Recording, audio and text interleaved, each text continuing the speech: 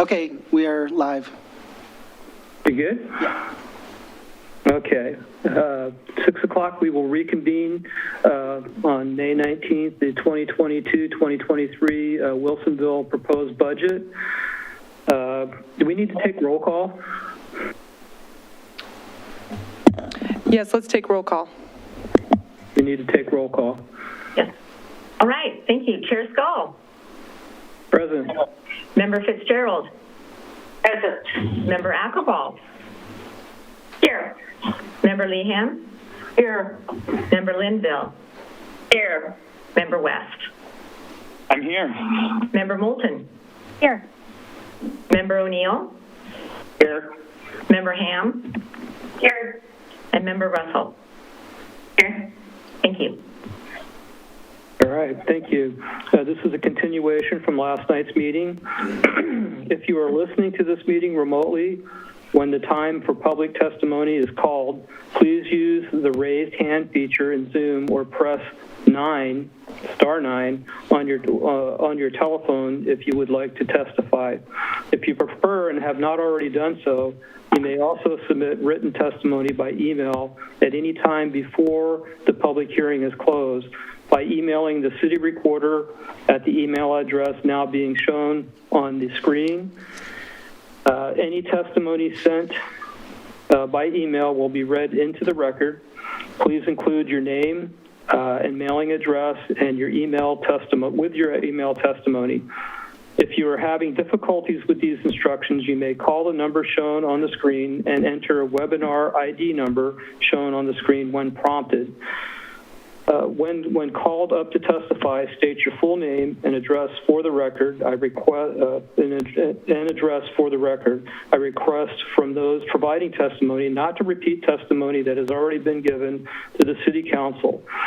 Simply indicating you agree with the prior testimony given by a speaker will identify as sufficient. Is there anyone wishing to testify? It doesn't look like anybody's signed up to testify. Okay. All right.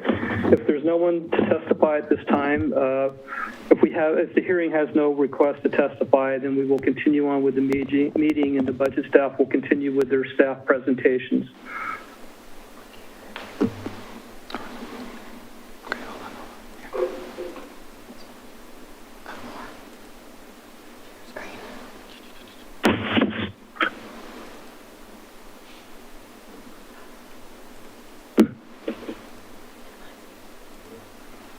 We good?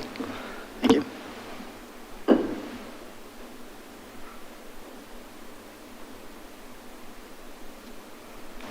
So go ahead.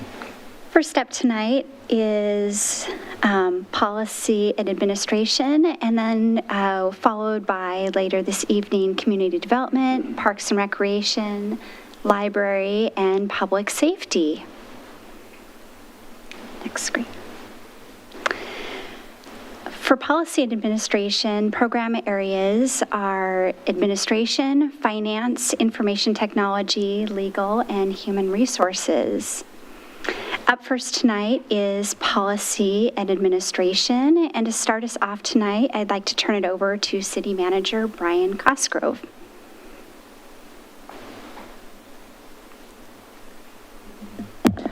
Brian, you're muted.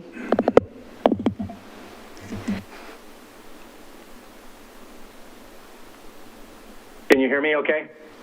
Yes. Okay, thank you. Good evening, and I just want to say up front, if you hear voices in the background, I'm in a house with 20 people, so I apologize. I tried to find the quietest place in the room, in the house here, so I think I did okay, but we'll see.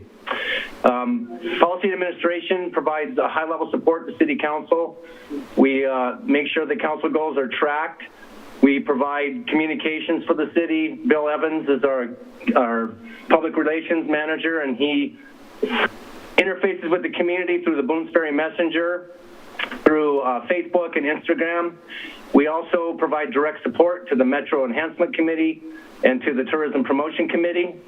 And we also are responsible for records management, And that includes all this agenda stuff that you have in front of you tonight, as well as the council packet, the meeting packets the council gets twice a month. And on top of that, Mr. Ottenott and Greg Leo provide legislative tracking for the city council and provide high-level policy recommendations for other departments as well. So that's kind of the high-level overview.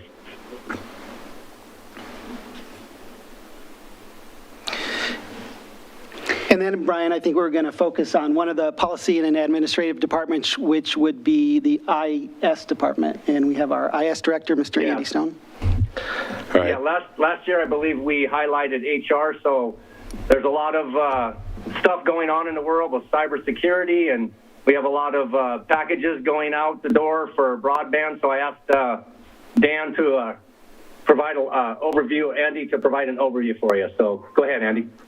All right. Thank you, Brian. Good evening. My name is Andy Stone, and I have the privilege of being the IT director for the city of Wilsonville. Brian gave an overview of the policy and admin division, but I wanted to take a moment and focus on the dedicated IT team within that division. We currently have myself as the IT director, Dan Stark as the GIS manager, Beth Wolf, senior systems analyst, and Brody Lemons, who is our IS assistant. Combined, we have over 62 years of experience working for the city of Wilsonville. We have an interesting and diverse background. One of us came via Oklahoma. One is an avid photographer and woodworker. One is a fifth-generation Oregonian, and one was part of the very first graduating class of Wilsonville High School in 1997. Our network administrator left for an opportunity out of state last year, so we were actively recruiting for that position. If you know a network admin who wants to work with a fantastic team and work on interesting projects, please send them our way. This year, we're also looking to add an IT project manager to help us address the ever-growing list of projects that we have to handle. So, what do we do? The IT department guides IT policy and manages IT needs for the city. We set direction around good data practices and work closely with other departments like HR, finance, and legal to make sure that staff are able to work with their data safely and effectively. The IT department also manages and protects all the components that the staff need to do their jobs to support the city. Everything from phones and tablets, the computer at their desk, the virtual servers that run enterprise software, the fiber lines that connect all of our buildings, and connect the city to the internet are looked after by us.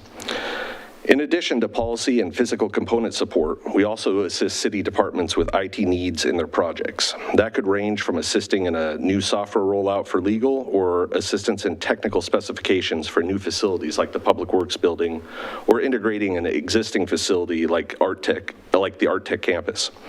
The amount of project work that happens in the city that has a technical component to it has exploded over the last 10 years. Almost everything nowadays is networked or needs to be secured, and we are here to assist. You will notice a theme over the next few slides of the IT department working closely with a lot of departments within the city. This is something that we believe makes for a very strong and cohesive group, and we're very proud of it. As I mentioned before, projects are a large part of what we do. Our projects range from smaller things like upgrading the network equipment at a site to huge software implementation projects that can take multiple years. Generally, we define a project as something that requires more than 8 hours of a staff member's time. Tonight, I'd like to highlight 4 projects on the next couple of slides that we will be working on in the coming fiscal year. The first example of a project with an IT-related component is the new Public Works building that you heard Delora Kerber give an update about last night. We are working closely with the Public Works and the design team to make sure that all of the technology that Public Works staff will need is planned for in the project. Careful consideration is given to needs, budgets, and timelines to get everything in place. Another example is retrofitting the existing Art Tech campus to fold it into the city's network so that it can be used effectively. We also work very closely with all departments like the facilities and parks departments to make sure things like HVAC units, security cameras, and sprinkler systems can communicate. In turn, making things more efficient for the crews that are keeping the city moving. Like the rest of the city, these departments are very innovative, and we do our best to support their vision. While not a standalone project, the concept of cybersecurity is made up of a number of projects with a shared overall goal of securing the city. Unfortunately, a day doesn't go by that you don't hear about another cybersecurity breach around the world. Currently, over 50% of our reoccurring maintenance costs are associated with hardware and software dedicated to protecting the city's network. Everything from advanced firewalls to security on staff computer endpoints to monitoring email threats is overseen by IT staff. You can put all the software and hardware that you want in place, but it can only do so much. We focus a lot of time on training city staff on good security practices. We send out monthly training videos and perform phishing tests every 6 months or so. We highly encourage staff to reach out to us if they are unsure about anything and foster an environment where people feel comfortable telling us, even if they accidentally click on the wrong thing. Based on conversations that I've had with other IT managers in the area, I would say that our staff is one of the most knowledgeable about the do's and don'ts of cybersecurity. The IT department also manages backups of data and has instituted an offsite cloud backup procedure in the event of a disruption. We are careful to balance capability and budget and also try to keep up with the ever-changing threat landscape. We anticipate that costs associated with cybersecurity are only going to increase in the future. Another project that, try that again. There we go. Another project that we are continually working on is expanding the city's fiber assets. We try to install fiber conduit in the city when the opportunity presents itself. We work closely with engineering to install conduit during road construction and other projects to build out pathway that we can use to connect city facilities. This also has the added benefit of giving the city options if connectivity is ever needed in the future. Senator Thatcher and Representative Neuron awarded several cities with their within their districts some of the share of ARPA, or American Rescue Plan Act, funds to construct fiber pathways that stretch from King City to Wilsonville, strengthening ties between regional cities and counties. We are working with the city of Sherwood in the design of the infrastructure and that will have a real benefit to us. A special thanks to Mark Otnod, Greg Leo, Mayor Fitzgerald, and the City of Sherwood officials for their quick work to help facilitate that project. We have also identified several fiber runs within the city that will enhance the system's resiliency and reduce dependency on third-party providers. If approved, we will utilize city ARPA funds for the construction. All these projects and many more are outlined in our IT strategic plan. Our original plan was completed in 2016, and I'm happy to report that the major milestones that have been accomplished to this point. We have put funds into the fiscal year 2022-23 budget to revisit that plan and update it for the next 5 years. Like before, we will use a consultant to meet with all the departments to dig into their needs and look at trends that other cities our size are dealing with. The outside component will help us validate our plans and help us meet needs that we may not be aware of. We expect the newly updated IT strategic plan will address all of the projects that we talked about tonight and many more. This is just a small glimpse of the projects that we will be tackling in the coming year. With that, I'm happy to answer any questions, or we can let Catherine dive into the numbers. Thank you. Question. Member O'Neill has a question. And I hope, Mr. Stone, I'm directing it to the right person. Is your team responsible for the setting up the electronic payment system? So when a small business owner has to pay their annual assessments and things like that, they now can do it electronically versus having to either send something in the mail or walking in and paying in person? We are helping facilitate, we are working on a project that is kind of updating that process, and we're helping facilitate some of the back end pieces of that will also, we will work in conjunction with finance and or any other department that we may need to for that piece. Well, I was trying to make sure I'm addressing the right person. I want to compliment the city, because as a small business owner, I was able to pay electronically in an automatic way for the first time in years, as opposed to walking all the way down and instead of being able to run my business, going to the counter. And I applaud your efforts and the city's efforts in doing that, and keep up the good work. Thank you, and it's a team effort with the implementation, but thank you. I'll make sure that everybody knows your appreciation. Thank you. Councilor Linville? Thank you. Mr. Stone, I know that one of the big projects that your department has taken on is the implementation of the ERP.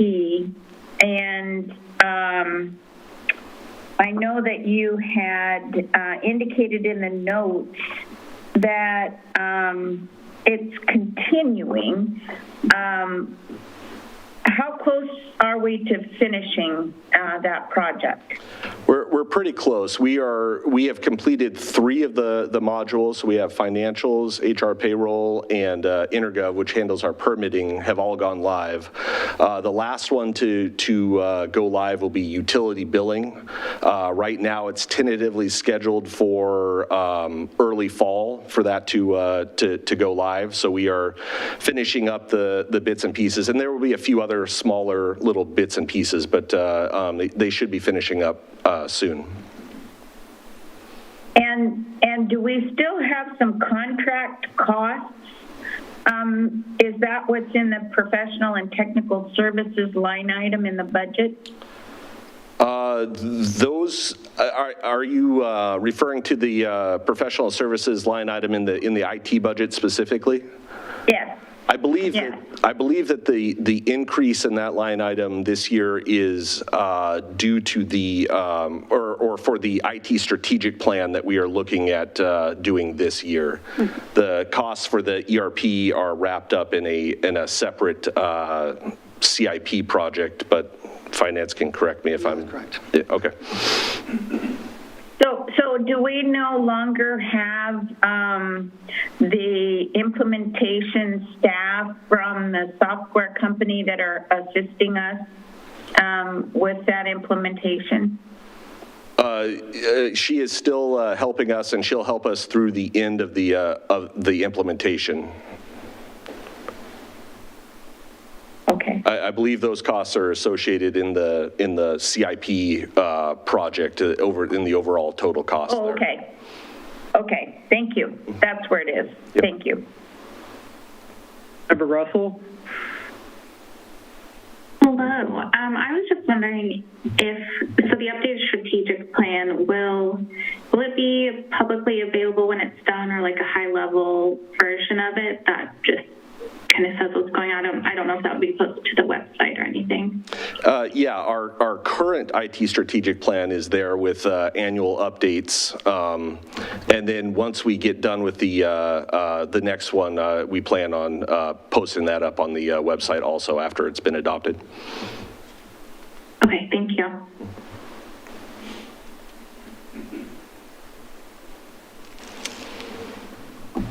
Other questions?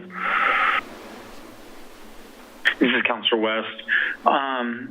Thanks for your presentation. Did we see any significant changes in our budget due to the pandemic? Is there anything that may be unique this time around that we may not see next time around? I wouldn't say some of the changes that we made due to the pandemic were actually incorporated in last year's budget. We did increase some of our the number of internet lines for resiliency and stuff to help with the remote working and that type of thing. I don't believe that there should be any other major updates to this point that I can think of off the top of my head. I guess I asked you because I assume that working from home and all the tech adjustments that we made, we might see a reflection or permanent change, because some of that stuff I think isn't going away. Like we're all on a Zoom call right now. So I was just kind of wondering, how that shift in our working culture impacted you guys.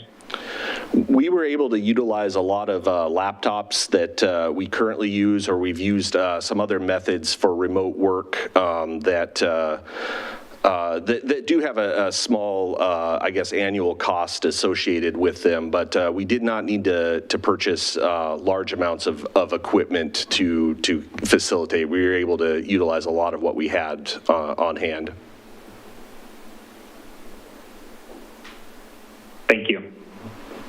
Member Fitzgerald?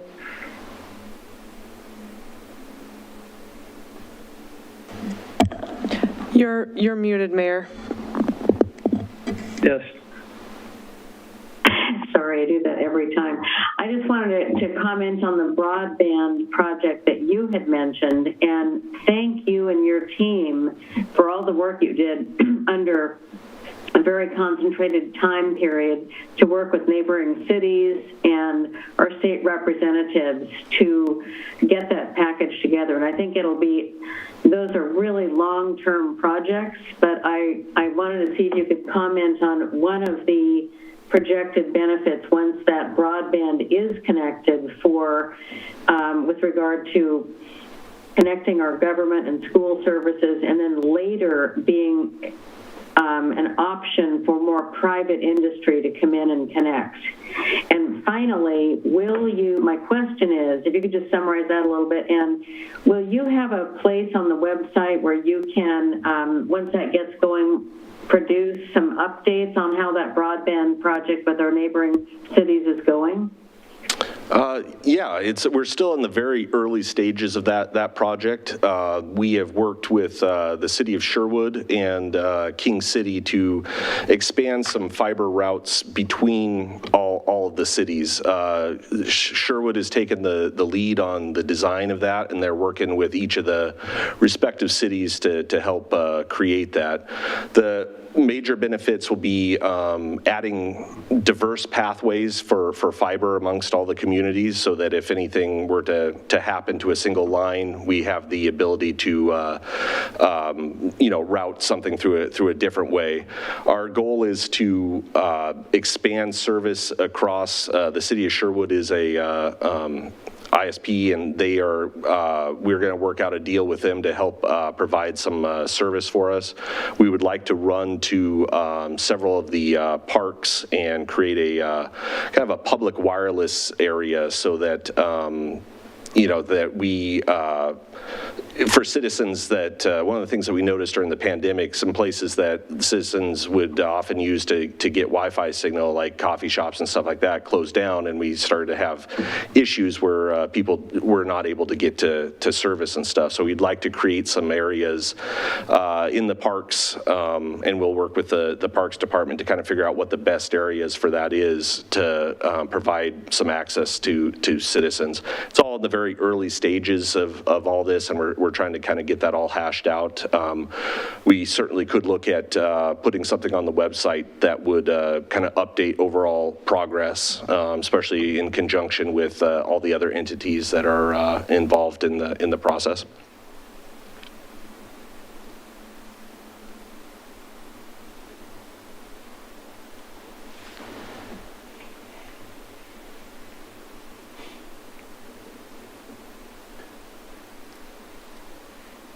Other questions?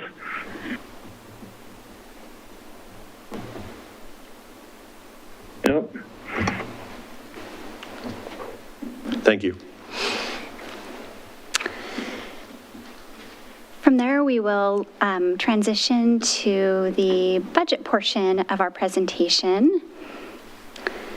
For policy administration, under personal services, the code and compliance officer position was moved to public safety under law and code enforcement.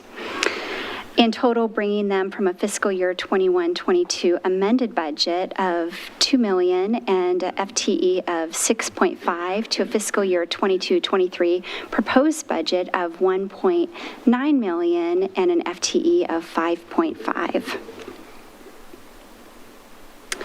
Next, finance. No large changes here overall, only a 4% increase from the prior year.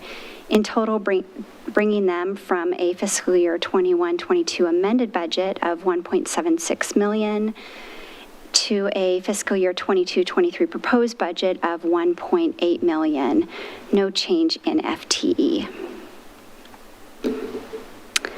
Next, information technology. This includes two ad packages, as Andy mentioned. The first is for a full-time IT project manager, and additionally also the IT strategic plan.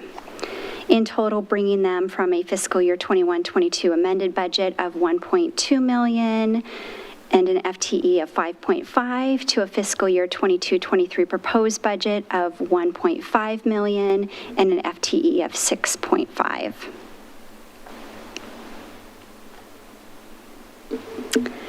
Next, legal. No large changes here. Overall, only a 6% increase from the prior year, which brings them from a fiscal year 21-22 amended budget of $722,000 to a fiscal year 22-23 proposed budget of $764,000. No change in FTE.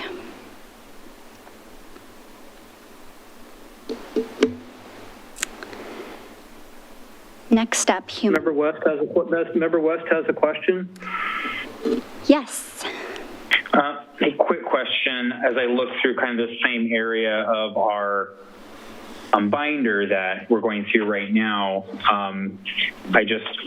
I wanted to ask, I see that we do have a presence on social media. It talks about impressions and posts per year. Is there a social media budget? Do we boost or do strategic social media work and pay for that service or digital media work?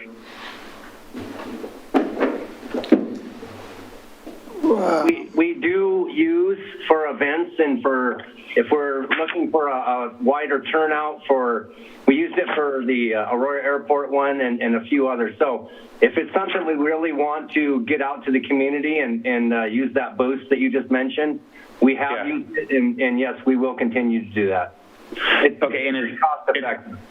Yeah, and is that generally like one-off and strategically, like this is a post that we really want to push, or do you guys say, is it like a flat budget where we're like doing like a monthly service where they like do digital media for us, or do we do that ourselves? We do that ourselves, and it is strategic, yes. Okay, it's more targeted. Okay, thank you. Yep. Any other questions?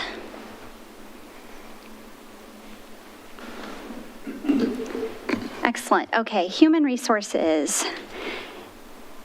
The increase to the general service line item reflects both a rate increase at July 1 as well as the additional cybersecurity policy, which Andy mentioned, in order to maximize cyber insurance coverage.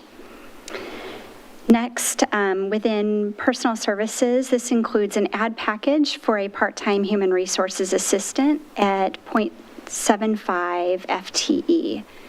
In total, bringing them from a fiscal year 21-22 budget of $914,000 and 3.6 FTE to a fiscal year 22-23 proposed budget of $1.1 million and 4.35 FTE.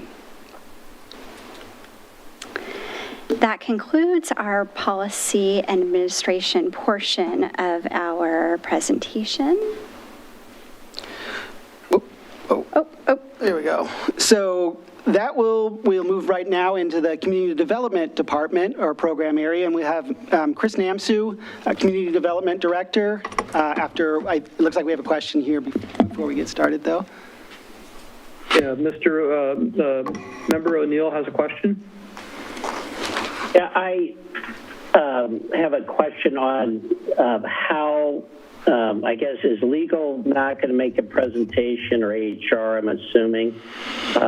If they are, I can reserve it till that time, but if they aren't, I'd like to raise it now. You could raise it. I would go ahead and raise them now. Okay, so what I have observed as our city is so busy and we've gotten a higher population, I've seen a lot of strain put on the legal department from an outside in. And from a work quality and performance level, how do you guys evaluate when you need to hire another attorney or more support for legal? You know, often I've seen it where it's based on hours work and all that, and I just see over time, given the great experience that the city gets from legal, that there'll be an examination on trying to, you know, provide more support. So how do you guys determine, because I've looked back all the way back to way back when, and you've kind of held the line with a slight increase of maybe 0.7 of people there, and you guys have a great team that I anticipate is going to take on a lot more things as they move forward. They've been very successful, and I'm just looking to see how that evaluation works. You know, there's only so much the city attorney and her team can handle. How do you evaluate when you need to add someone on the team? And I say that same question with HR. HR has become a more complex thing when we're trying to move diversity, inclusivity, and equity forward. That puts a lot of strain on HR. So how does the administration look at that, evaluate adding additional positions on that? Because I think they do an excellent job, but I just would like to see, I would anticipate we would be making those particular divisions larger over time. Yeah, so I would say there's no distinction between legal, HR, or other departments. It's all based on, if there's an ad package request from a department, I'll use the HR department as an example, and I'll talk a little bit about legal, and if Amanda wants to add, she can, but the ad package for HR was a request. I believe it's been a request for the last 4 years. So those positions all compete with other positions, and we try to figure out what the biggest needs are. So the HR one, with all the recruitments we're doing and with the DEI stuff you mentioned and all the other risk management stuff that they're doing, that elevated to the top this year. In terms of the legal department, we did add a legal assistant to that department. I want to say it was 3 or 4 years ago, but right now they have the city attorney, assistant city attorney, they have a legal intern that they utilize, and then they have 2 assistants, a paralegal and 1 legal assistant that helps with tracking contracts with all the departments. So if there is a need in the future, that would be a discussion with the city attorney, and that would go through the same internal budget deliberations that we go through with all the departments. And if Amanda wants to add, she certainly can. And the only thing I would ask, thank you, Mr. Cosgrove, is how does one define workload, if you will? For example, at DOJ, and it might be outdated now, we used to keep track of the amount of time a specific agency took time on our plate. So do you track internally which departments, especially the ones that have grown, I'm giving an example, planning, some of the other departments that require more legal input maybe than others, what agency, or excuse me, in your case, what division in the city is requiring more work from the city attorney, which is taking time, and how do you measure that and incorporate in your future needs of expanding that department? Thank you for it's a little more difficult with the legal department. We do provide a line item in the legal budget for outside legal services. So if we needed, I'll use the airport as an example, we're going to utilize an outside attorney to do some analysis on some master planning that's going on with the Aurora State Airport. We don't have that legal expertise in-house, and it would be a drain on our city attorney's office. So I authorized Amanda to contract that out. So there is always that option. But in terms of the metrics for the legal department, it is tied into land use and development, It's tied into litigation. So it's hard to predict from year to year what that workload is going to be. Some of it is known because we do track development activity. We know what's going through our Development Review Board and Planning Commission and City Council, but the hard part is we don't know if and when we're ever going to be sued. So it really is just a matter of having those ongoing conversations with the department heads. Specific to legal, though, it's a little more difficult to make that determination. Okay, well, I want to say you have a great legal team. Camping World comes to mind. If I had the luxury of having that case as a private case, I would have gone after all my fees and taken the stats. That was the most waste of time of the city, and I think you had a great staff that really worked that one through. So I appreciate their need. I just hope that you track that because I anticipate the legal issues will develop over time where that department might need more help. Thank you for answering my question. Thank you. And I'll just jump in one additional comment, Member O'Neill, that one of the work plan items that the legal department is planning on doing is looking at how we handle code enforcement and potentially looking at some code revisions where we can look at things like including the collection of attorney's fees when we have to go through a code enforcement action. If I could respond to that briefly, can I suggest something? If code enforcement is for penalties that are $10,000 or less, you may want to look at creative options suing under the breach of contract and property damage statutes, because I have successfully done that where it is damage to the city for someone to do things.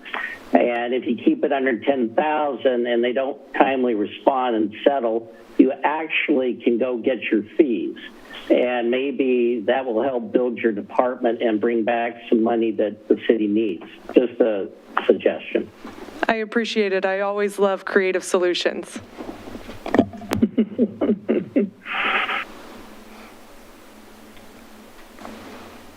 Was there any other additional questions? Looks like no other additional questions. So we will bring Chris Niamsu, Community Development Director, up, and he will talk about the community development programs of the city. Chris? Thanks, Keith. Good evening, Chair Skull, members of the Budget Committee. My name is Chris Niamsu, and I'm the city's Community Development Director.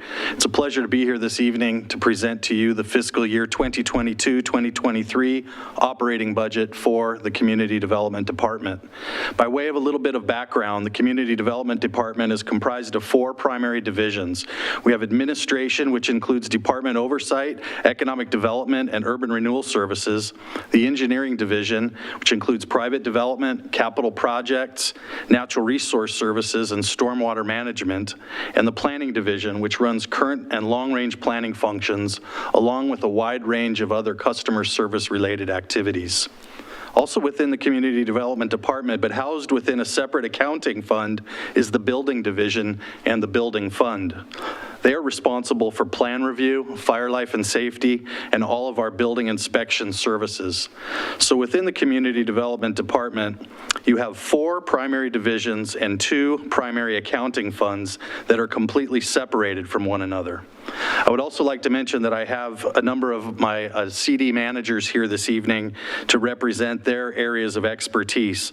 Zachary Weigel is here representing engineering. Daniel Pauly is here with me tonight representing the planning team.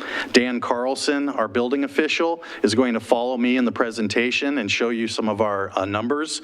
And I also have Matthew Lorenzen, our new economic development manager, who's happy to respond to any questions you might have about his specific program area as well.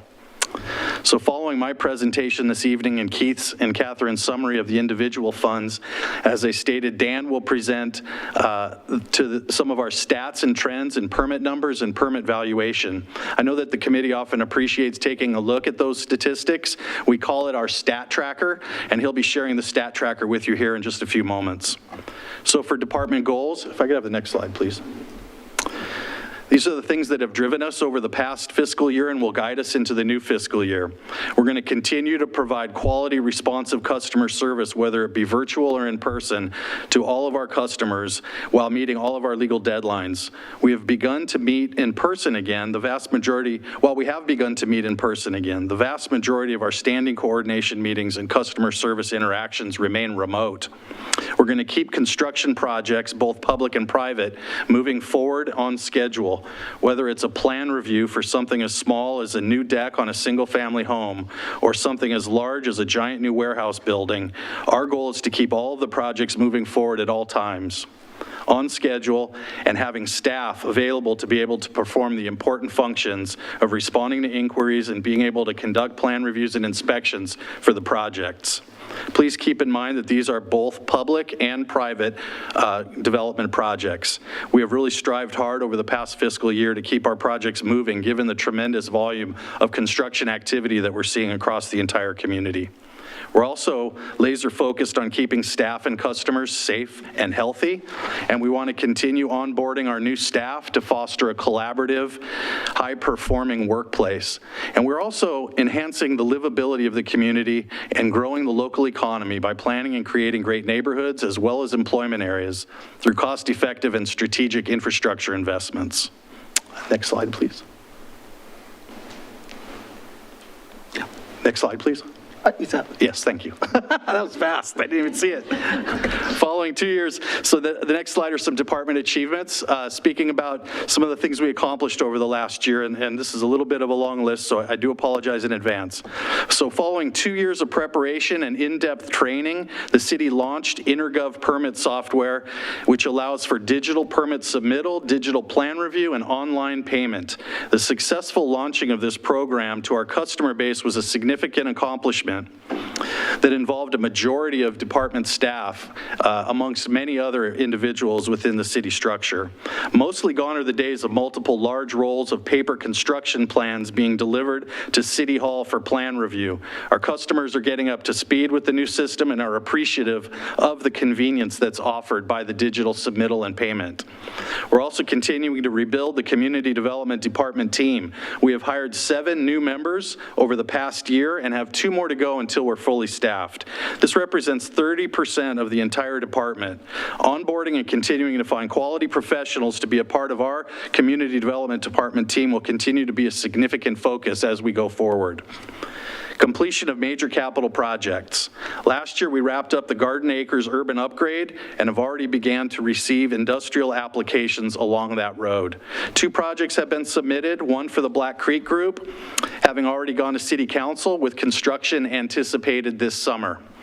Following over a year of property acquisition, engineering staff also kicked off construction of the 5th to Kinsman Road project, which connects 5th Street in Old Town to Kinsman Road to the west with utility upgrades, along with a significant section of the Ice Age Tonkin Trail. This project is making good progress and is anticipated to be completed at the end of the calendar year. Other significant capital projects being handled in our engineering division include street maintenance, which this year will focus on curb ramp replacement, as well as slurry sealing of residential neighborhood streets in Wilsonville Meadows, Hazelwood, and Rivergreen. And also ongoing are existing upgrades to 2 sewer pump stations in the Rivergreen neighborhood, the next phase of construction of the Charbonneau consolidated utility repairs with projects along Village Green Circle, as well as Edgewater Lane. And one of our largest projects, the expansion of the water treatment plant capacity from 15 million gallons to 20 million gallons per day. This is one of the largest single projects that we've ever managed as a department. Engineering is also updating some of our master plans. We're always looking forward to the future, and we're working currently on a wastewater treatment plant master plan, as well as a stormwater master plan, both of which will be coming to the City Council for public review later in the calendar year. The last big project to announce from engineering is the Beckman Road Corridor project, which is comprised of 4 individual projects: the intersection of Canyon Creek at Beckman Road, the Beckman Dip Bridge itself, frontage improvements on both sides of Beckman Road fronting Frog Pond West, as well as pipe upgrades and a connecting section of the Beckman Creek Regional Trail under the bridge. In CD administration, we established the first Wilsonville Investment Now Zone for Twist Bioscience, who's investing $70 million in tenant improvements in an existing building and is committed to hiring 200 jobs in its first year, and then with a possibility of as many as 400 jobs being hired as we go forward over time. Economic development staff are engaging with Clackamas Community College on a workforce development business summit and is working with an urban renewal task force on updating the urban renewal strategic plan amongst many other business outreach efforts. Our planning team remains incredibly busy with a lot of private development applications being processed. We're in the middle of about 5 new subdivisions in Frog Pond West, all under various stages of review and construction. In Villebois, construction on the Claremont subdivision, which will be the last single-family neighborhood, is ongoing, with home construction likely to start here in the next month. And the DRB recently approved 3 new mixed-use buildings with 135 apartments above retail components in the village center. And it looks like that project will be submitted to the building division in fall of this year, so construction is likely not to occur until next calendar year. Home building remains very, very active, even with some middle housing coming to Frog Pond West. Home builders are all driving incredibly hard right now to get in the ground so that they can take advantage of the few months of dry weather that we have here in the Willamette Valley. And although recent interest rates and supply chain and labor challenges are very real, the sense is that the home builders are feeling a little bit nervous, and they're really trying to move quickly to try to stay ahead of some of these changes in the economy. The planning team is also advancing critical work on the master plan for Frog Pond East and South, and continues to advance work on the equitable housing strategic plan, recently having established a vertical housing development zone for the village center and town center, as well as working hard on selecting a development partner for the affordable housing project at Smart Central, what we're calling the transit-oriented development project at Smart Central. Planning also continues to be successful in obtaining other people's money or grants to fund important master planning work and BIPOC and community outreach, amongst other things, as part of those master planning efforts.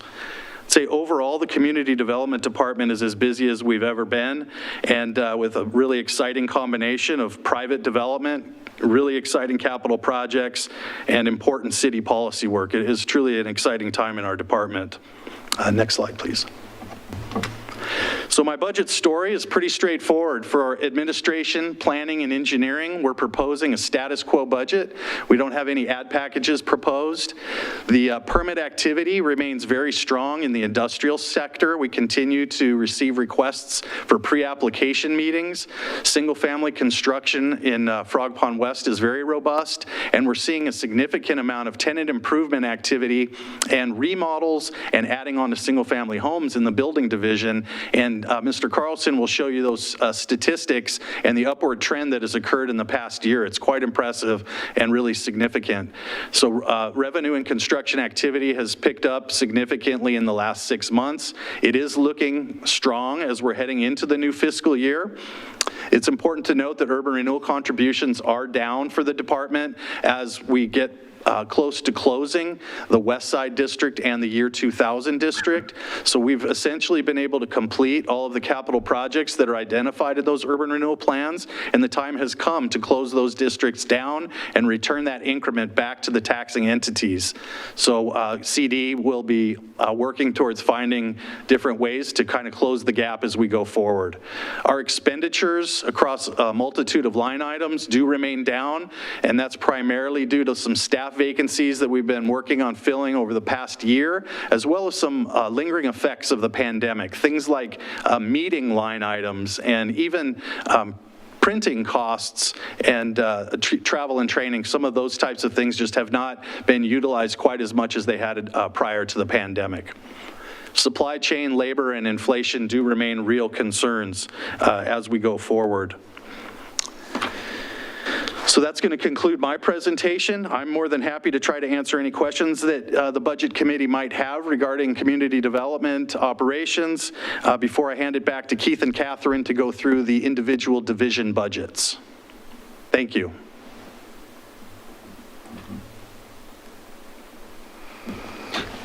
Okay, seeing no questions, or if they come up, feel free to just raise your virtual hand, but we can go through these budget numbers rather quick, because as Chris said, it's pretty status quo. There are no ad packages in any of these community development programs. So for the community development administrative budget, they started or finished last year, 21-22, with a budget of $600,000, essentially flat for 22-23 at $633,000.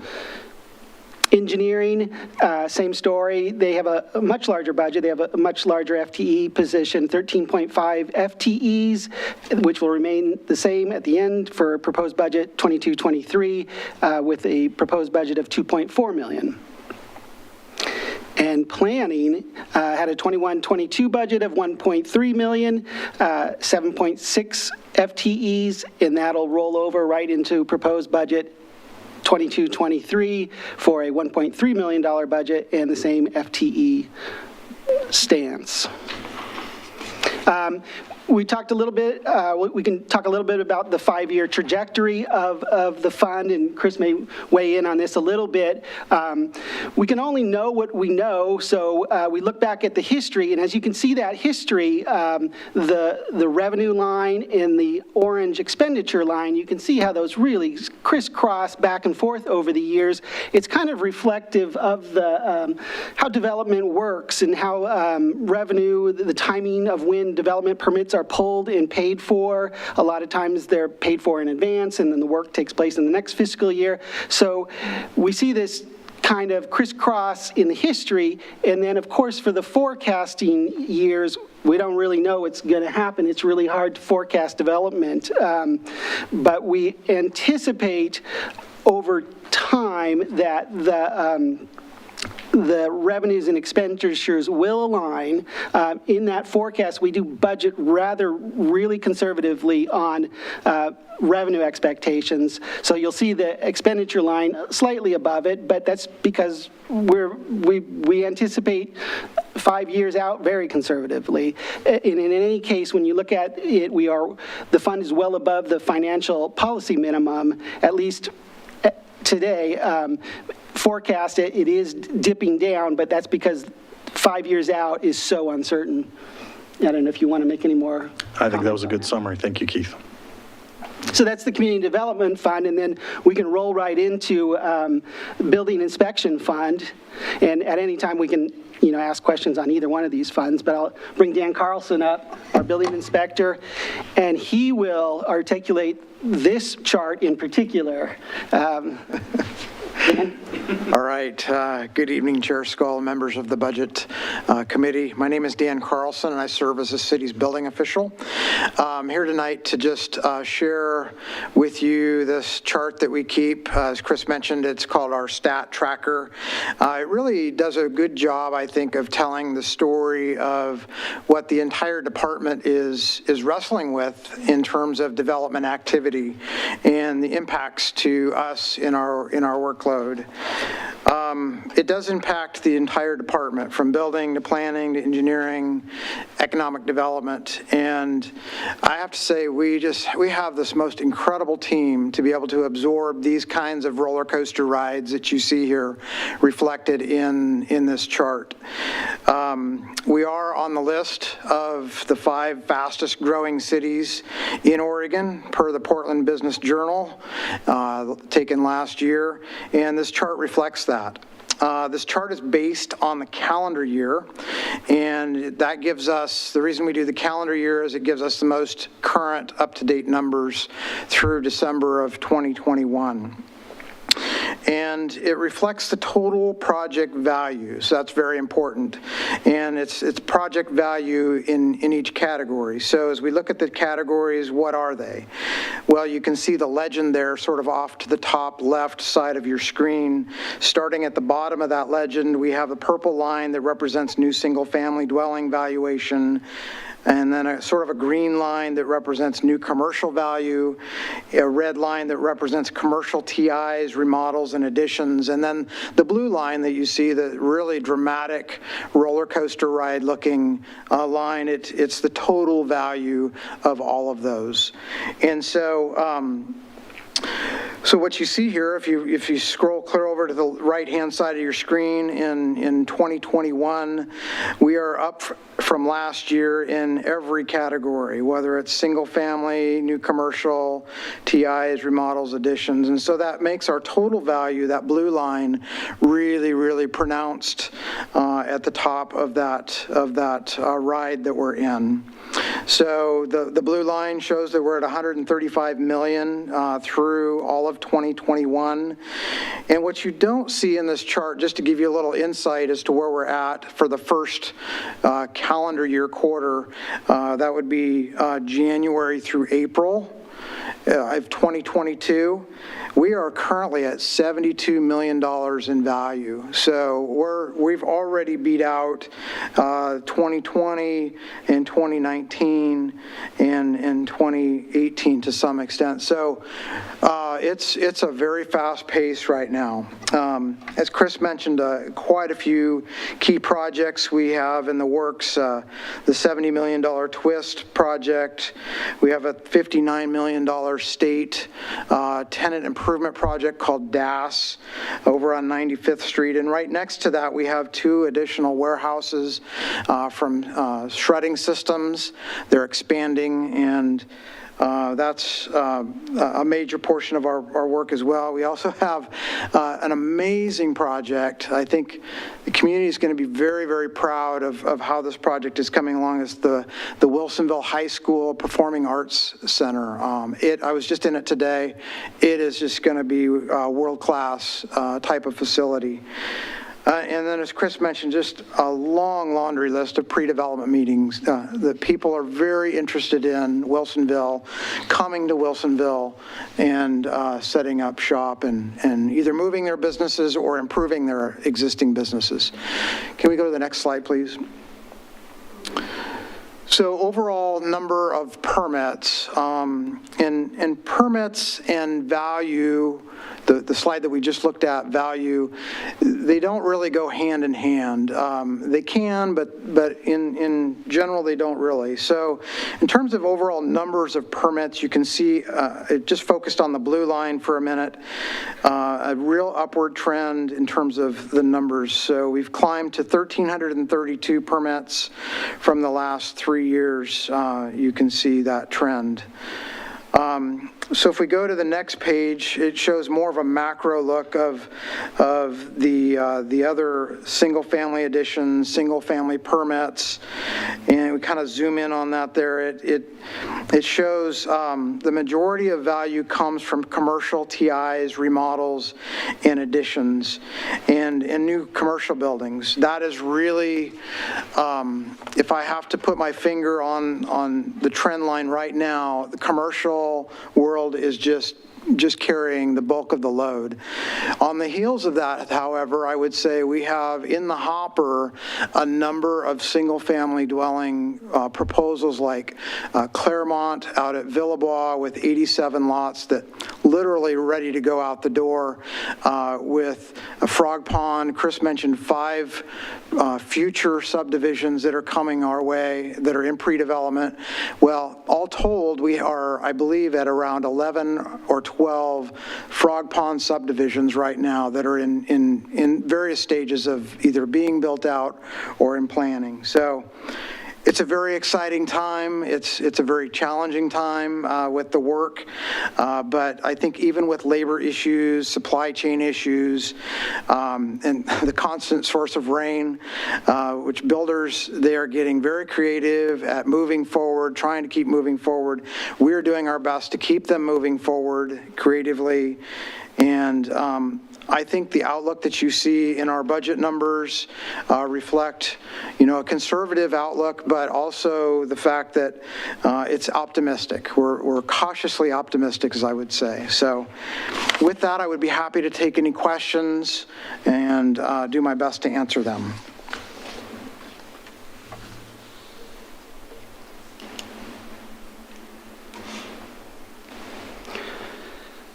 Okay, thank you for your time. Seeing none, yeah, we can just go over the budget numbers here. This is more or less a status quo. Oh, we do have one question from the mayor. We have a question from Member Fitzgerald. Yes. You're on mute. I just wanted to comment on that level of activity that our building department leader, Mr. Carlson, described, and also Mr. Namsu for the whole community development department. And it's because of that good work that we continue to have this level of activity. So I just wanted to say thank you. And I'm assuming that the budget you put forth supports your best guess at what it takes to continue at that level. Thank you. Thank you. So for the building inspection budget, they do have two add packages. One is to upgrade what Dan refers to as the building inspector cave. It's an area downstairs in City Hall with no windows, basically. So they're going to do some small aesthetic changes to the area, put in a couple new desks and replace a dot matrix printer and some furniture, and do a little bit of painting to make that a little bit nicer area, as well as an increase to some employee development and training and certifications. So they went from a 21-22 $1.3 million budget to a proposed 22-23 $1.3 million budget. No change to FTEs.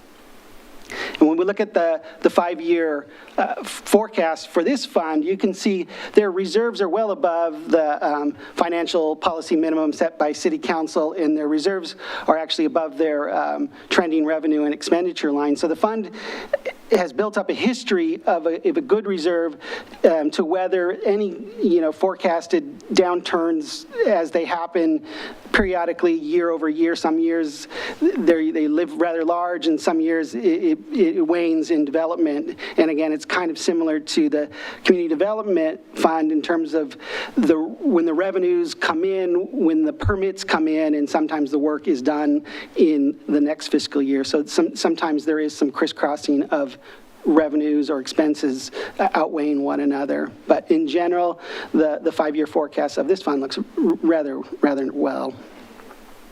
And I think that will wrap up the community development portion of the budget, and then we will go into Parks and Recreation. Yes, thank you. Next up is Parks and Recreation. The program areas here are general services and park maintenance. And with that, I'd like to introduce our Parks and Rec Director, Chris Ammerman.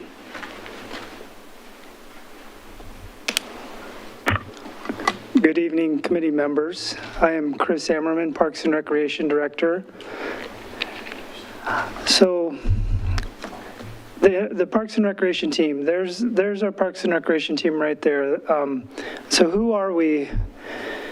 Well, that's who we are, but I think the best way to describe and kind of capture what this team is like is if I told you a story. So I've only been with this in my position for 9 months right now. So when I first started, just days, maybe weeks into the job, I sent out an email to the team, and I don't even remember what the email was about, but what I want to try to articulate here is the essence of the team. So in that email, I said, whatever the body of the email is, and then I closed with, this might be the best Parks and Rec team in the Portland metro area, maybe even the state, trying to spur some excitement and really be kind of complimentary toward what I had seen from the team so far in my tenure.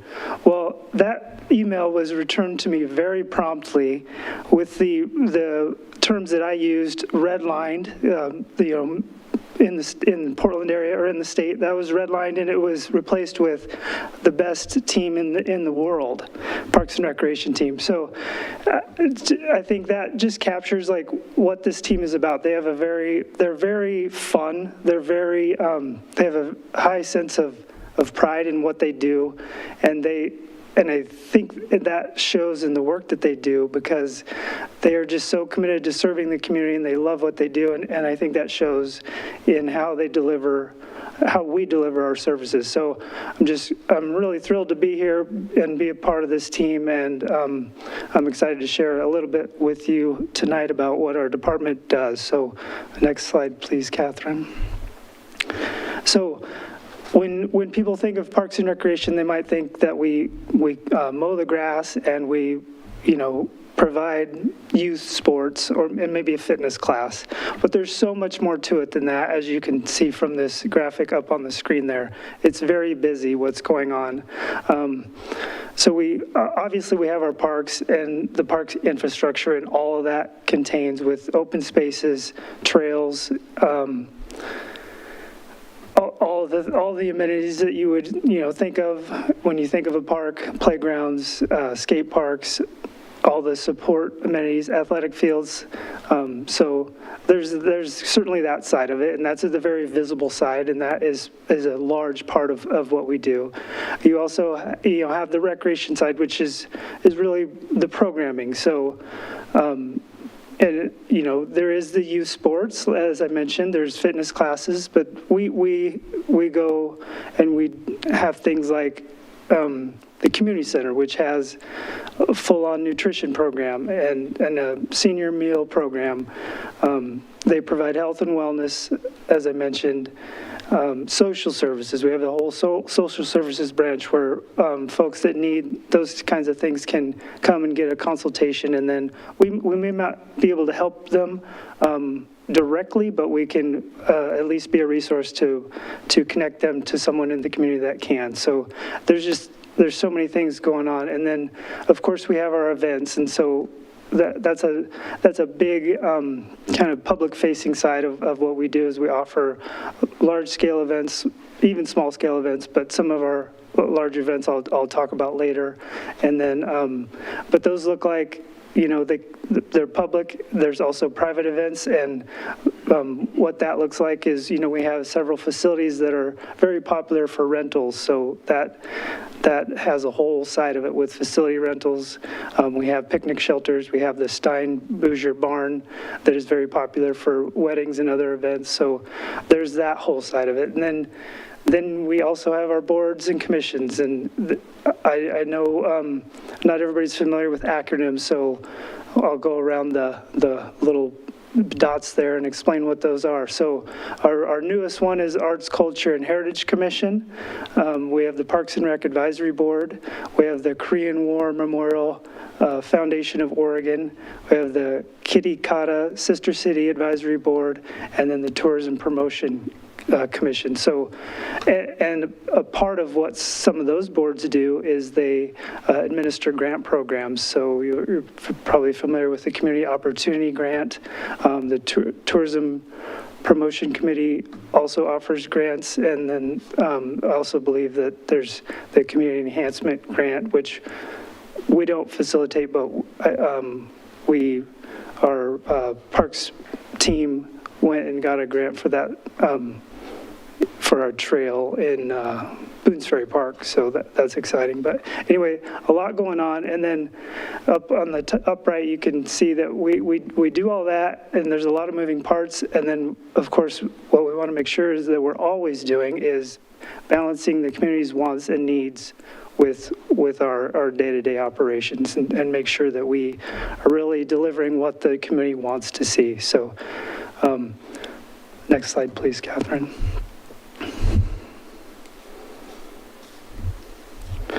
Okay, and then here's some visuals of what we really do, our daily deliverables. So the top left there is the Harvest Festival at the Stein-Bouger barn. That's in Marassi Plaza. That was a great event. We have it every fall.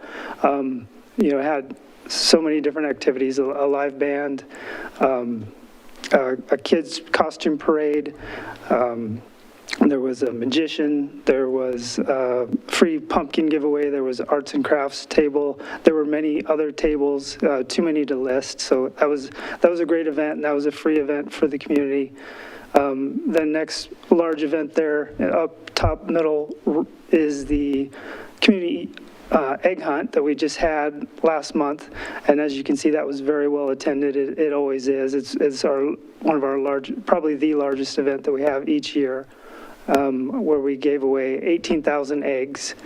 And so that was, and I want to mention with these big events, so much goes into those. The planning for those starts months in advance. It's not just, hey, we're going to do something in a week and throw it together and then you're done. It's months in advance. Speaking of that, I forgot. We also produce. So I'll do that later. Yes. So, and that's planned months in advance. And we also have a whole team to make sure that everything gets set up and there's coordination and promotion and all that. So that's community events, and that's just a little bit of what that looks like. And then I'll go down to the bottom left, and that's a new amenity. So going back to like the park side of it and the infrastructure and the improvements. So there is, like what I talked about earlier, there is the mowing of the grass, and there's tree care, and there's irrigation, and there's fertilizers and pesticides to apply and all of that stuff. And then there's also new projects. So what you're looking at the bottom left is the new skate park amenity in Memorial Park. So that was just finished here in the end of March, and we will have a grand opening for that on June 4th. But that was a great upgrade for the community and for the skate community here in Wilsonville. And then to the right of that is the newer amenity in Memorial Park, the nature play area, and that is towards the back of Memorial Park, and that was completed in November of last year. And that just is our first nature play area in our park system inventory, and it was just it's a different play element than your basic playground, and it incorporates natural elements and has a lot of different ways that kids can engage and play in that area, and so that's another amenity, and that's part of what we do as well. And then of course back to the community center and all that it does. That's a picture there of one of our employees. That's Brittany. Handing out meals to seniors. I think for the first time ever this year, the community center crested the 100 meal mark. So gave out 100 meals per day. And then another exciting thing about that is just yesterday, I believe it was, yes, we returned to in-person meals kind of slowly on a staggered start, but we began doing in-person again. We took over a 2-year hiatus because of the pandemic for that, but we're back beginning that slowly, and that began yesterday, and that'll be Wednesdays and Fridays moving forward until we feel the need to expand that service to do more days per week. So that is kind of what we do, what it looks like, what our day-to-day deliverables look like.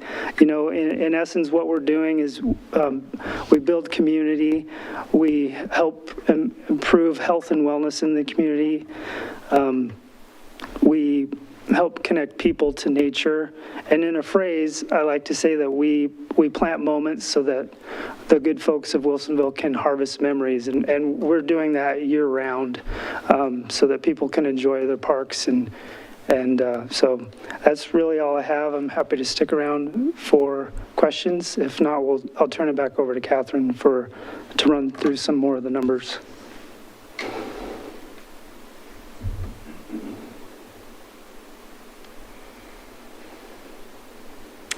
Yes. Member Acapwall, you have a question? Thank you. Yes, I actually, Well, a bit of a comment or a prompt, maybe.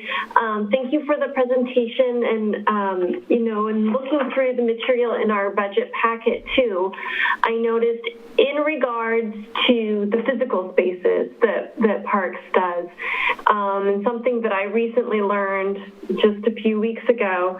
On page 150, there's some stats about the different facilities and number of parks and green space acres, and you'll see that the facilities are growing, right? So the number of restrooms maintained is increasing, the number of playgrounds maintained is increasing. And something that I learned about during the workday from one of your staff members was a new program, and I believe there's a blurb in the text just below that table kind of describing it some, but maybe you want to give a little bit more just information for the members on the board here, because I thought it was a terrific idea. I received a little keychain with a number that you can text if there's an issue in the parks, say missing toilet paper in a bathroom or some concern about a playground or something like this. And it sounded like your staff and your department then is collecting that information and able to respond to those needs in a quicker way with this new program. I wondered if you just wanted to elaborate on that, because as we grow as a park system, being able to maintain and keep up with what we have so that it's appropriately serving the community, of course, is an important piece as well. Yeah, that's a great question. Thank you for bringing that up, Member Ockervall. So yeah, my team is great with technology and innovation. I'm not so much. Well, I should say my team is great with innovation, and when we need to, we resource, IT to help us out with the technology. But yeah, they implemented that not too long ago, and what that does is just streamlines it. It goes from the problem, real life problem on the ground, goes directly to a text line, and then that's pushed back out instead of in the past, I believe it was a work order system, so whatever that issue was, it might not get addressed until the next working day when people are in the office and checking those work orders. So now it is pretty much real time. What's the problem on the ground, and response time is much quicker that way. I think it's an excellent idea, and I hope to see it being successfully used as we all get to learn that text number and send it a message as needed. Thank you. Thank you for that. So I have a question also, and I probably most likely just don't know about it. Is there a website, a city website other than the basic city website for recreation activities? I know we get the periodic magazine in the mail that shows what the programs are in any given season, but is there something there that's focused on what's ongoing, what's coming, and all that, and it's just kind of an independent site? You can go on the city website and then click on the departments and then go to Parks and Rec, or you can just go to wilsonvilleparksandrec.com. Okay. And all of that will be on there. Yep. All right. Thank you. Chair Skull, we also send out an activity guide, and we also do an events calendar that we put into the Bloom's Ferry Messenger. Right. I'm aware of, yes. I have those and have read those and everything. I was just curious as to if there was an online presence. Thank you. Yep, you're welcome.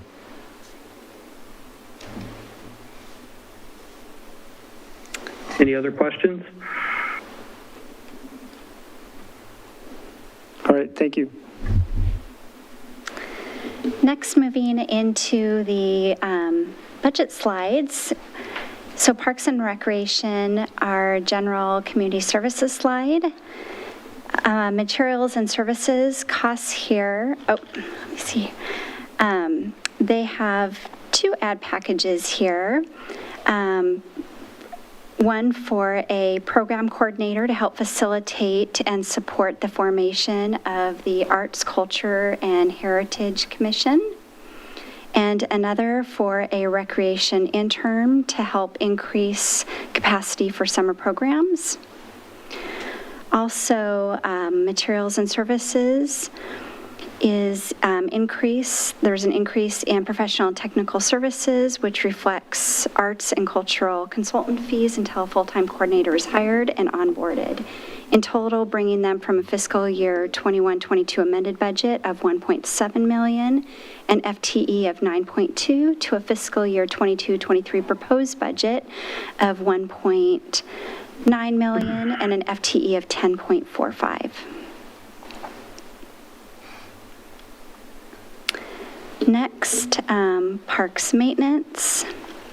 Materials and services costs increases reflect the growth and expansion of park amenities, as Chris mentioned, and costs associated with maintaining current service levels during and beyond expansion.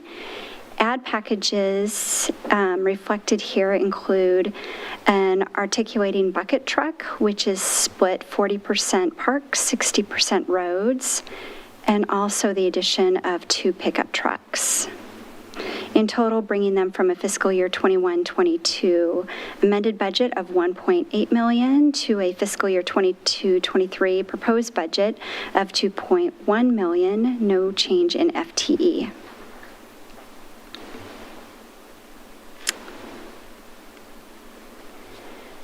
Next, we have library. And with that, I'd like to introduce Library Director Shasta Sasser. Good evening. I'm Shasta Sasser, Library Director. And when most people think of the library, the first thing that comes to mind, of course, is books. But we at the library offer a lot of additional services beyond that. We offer programs for all ages. We offer one-on-one technology help, notary services. We offer Library of Things. You can check out a KitchenAid mixer or a radon detector. We offer study rooms and meeting rooms. We offer a lot of different avenues of learning and education. And we recently went through the strategic planning process, and as part of that, we came up with a brand new mission, and I think it really encompasses what the library is about. It's to enrich and advance the lives of Wilsonville residents, creating opportunities for joyful discovery, lifelong learning, and community connections. You know, during the pandemic, we were able to offer services in ways that a lot of other libraries weren't, and we feel very proud about that. But I have to tell you, I went to the very first story time that was in person at the Steinboozer Barn, and seeing the kids all bundled up and excited about story time and engaged in early literacy and engaged in community, there's no substitute for it. And it just filled our hearts, and we've been delighted to offer programs in person again and start bringing those back. Our summer reading program will be in person for the first time in several years this summer. Our teen events and First Friday films are already back in person, and we're starting to plan other programs in person, like our book notes series. We've also returned our children's toys to the children's room. A big part of what we were missing during the pandemic was seeing people in the library. So seeing kids having fun and playing in the library has just been really great. We've also restarted our outreach efforts. We have librarians in the schools talking to kids about summer reading and about other programs we have. And we're partnering with West Lynn Library to make sure that our library information is getting out to the whole school district. We've also restarted our partnerships, such as with Coffee Creek and with Department of Health and Human Services, where they come to the library and sign people up for their services right at the library. As Mr. Brashear mentioned last night, we're partnering with SMART to do Books on the Bus program, and we're very, very thankful for Parks and Rec and our partnership to be able to hold our story times at the Steinboozer Barn. So in terms of our circulation coming into this new phase of the pandemic, our circulation continues to increase.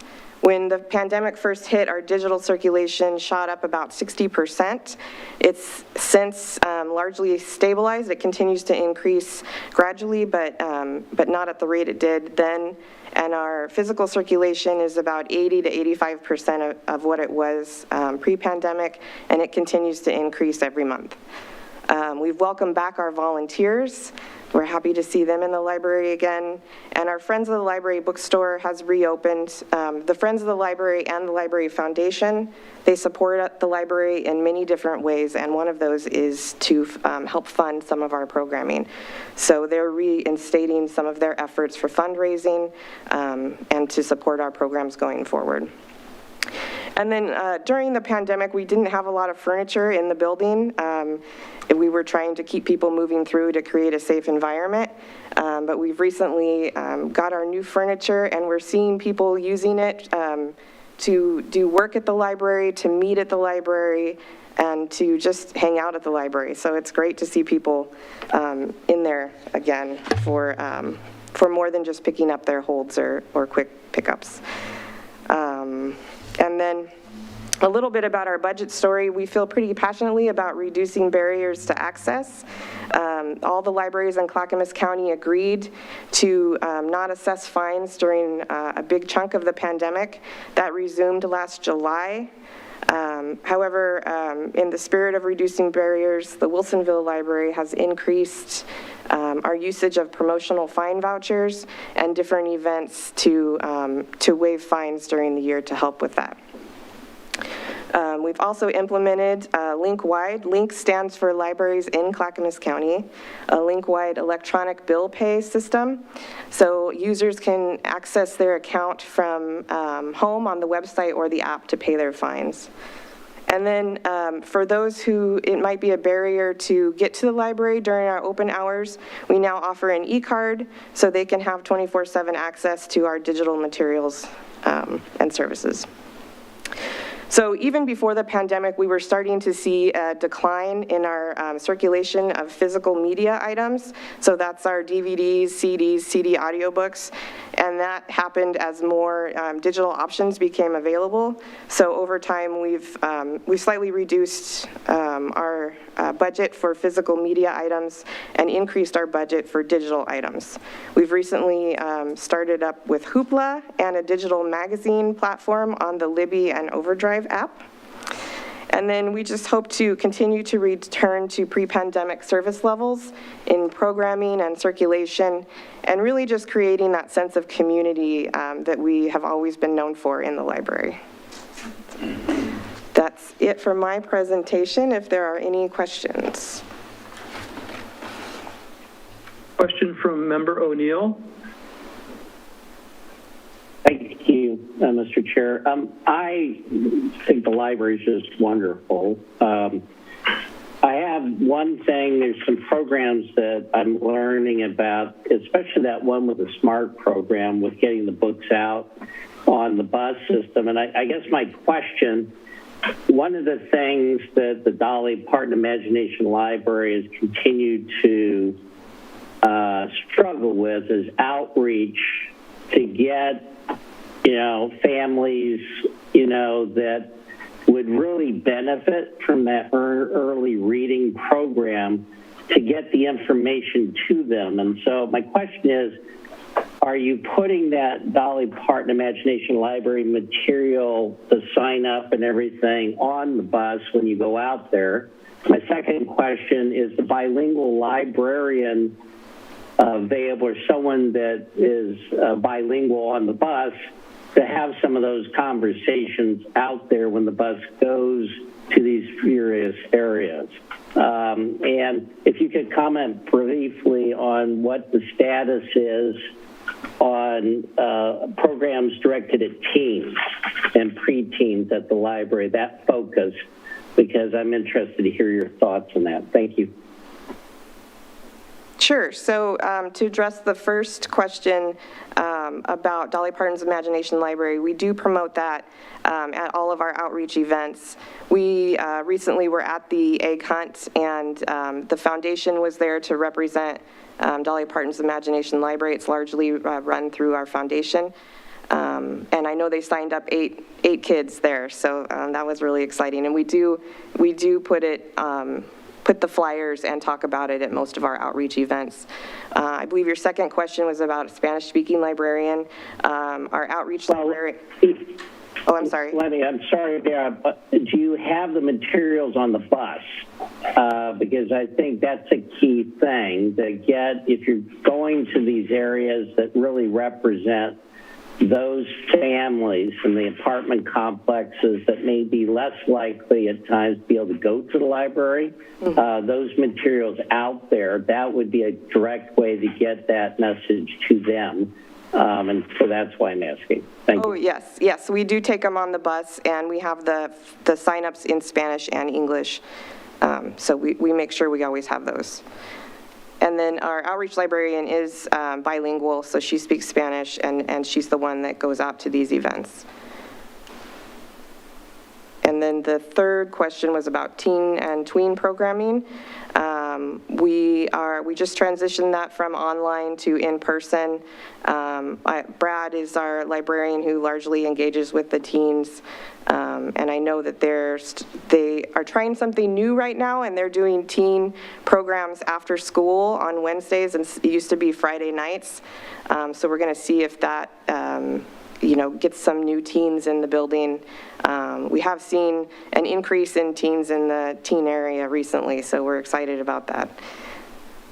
And we just put together a new young teen book section, so we pulled various books from our juvenile fiction and our teen fiction, and we're creating a new young teen section specifically for them as well.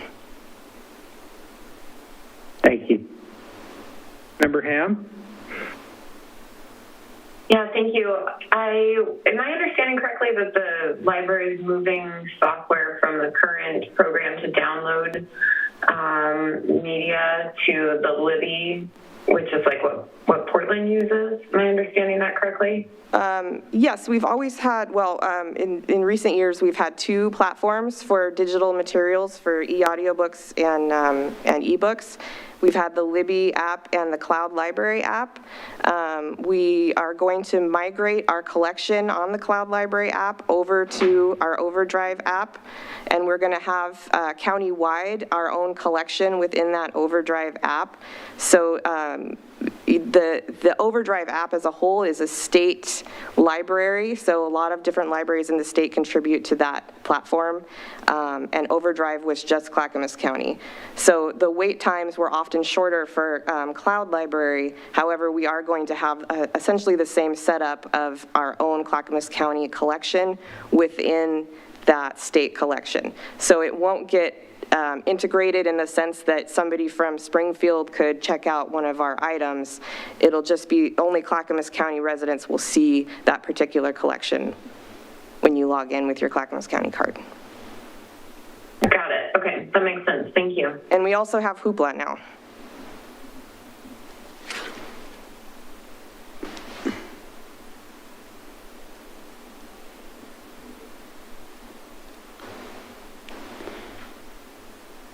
Do we have any other questions?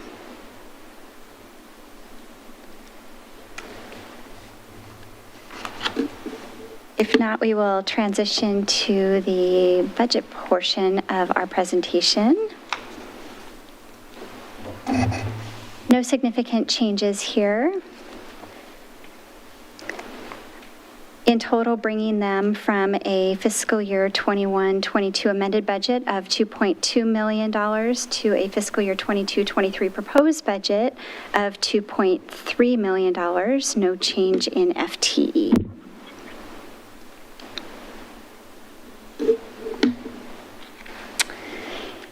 Okay, this brings us to our final department or program area within the city, public safety. And I believe we have the Wilsonville Police Chief, Rob Werps, to talk a little bit about the program areas. Good evening. I'd like to think that the scheduling here was quite intentional, saving the best for last.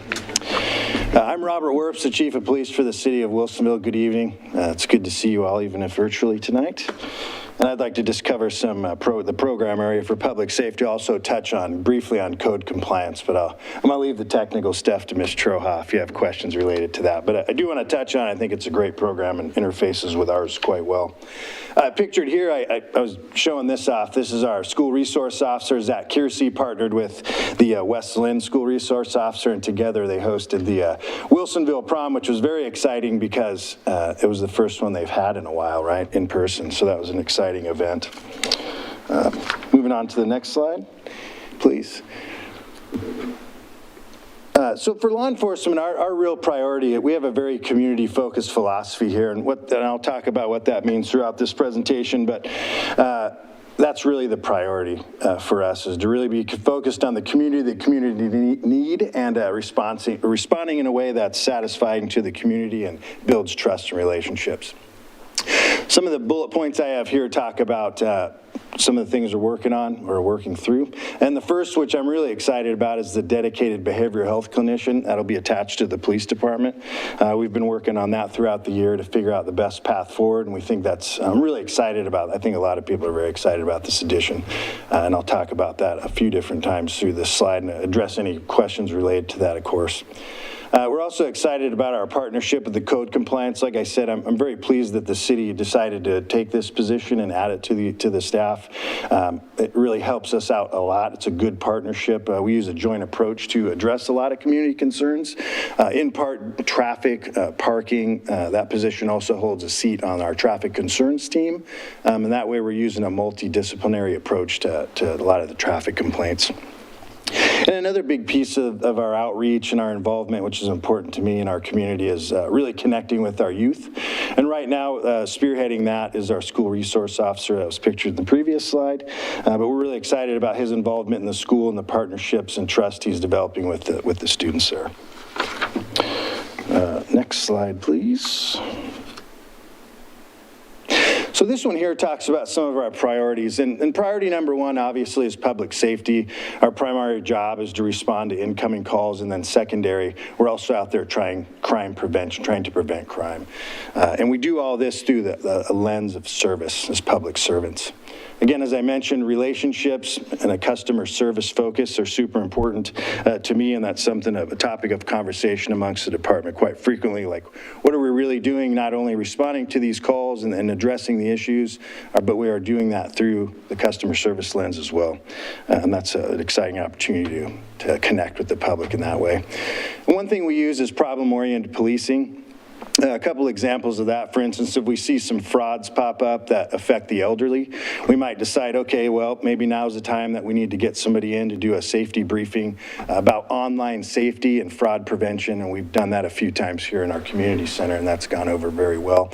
Another example would be that we saw an uptick in crime and problems here in our Memorial Park, and once we saw that, we decided, okay, let's dedicate some more resources to it, let's analyze the problem. We used extra policing, particularly after hours, to help get people out of the park, remind them when it closes.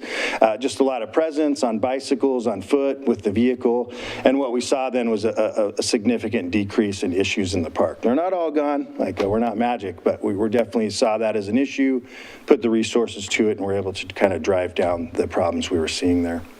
Another priority is really department resiliency, and by that I mean also can say interchangeably wellness.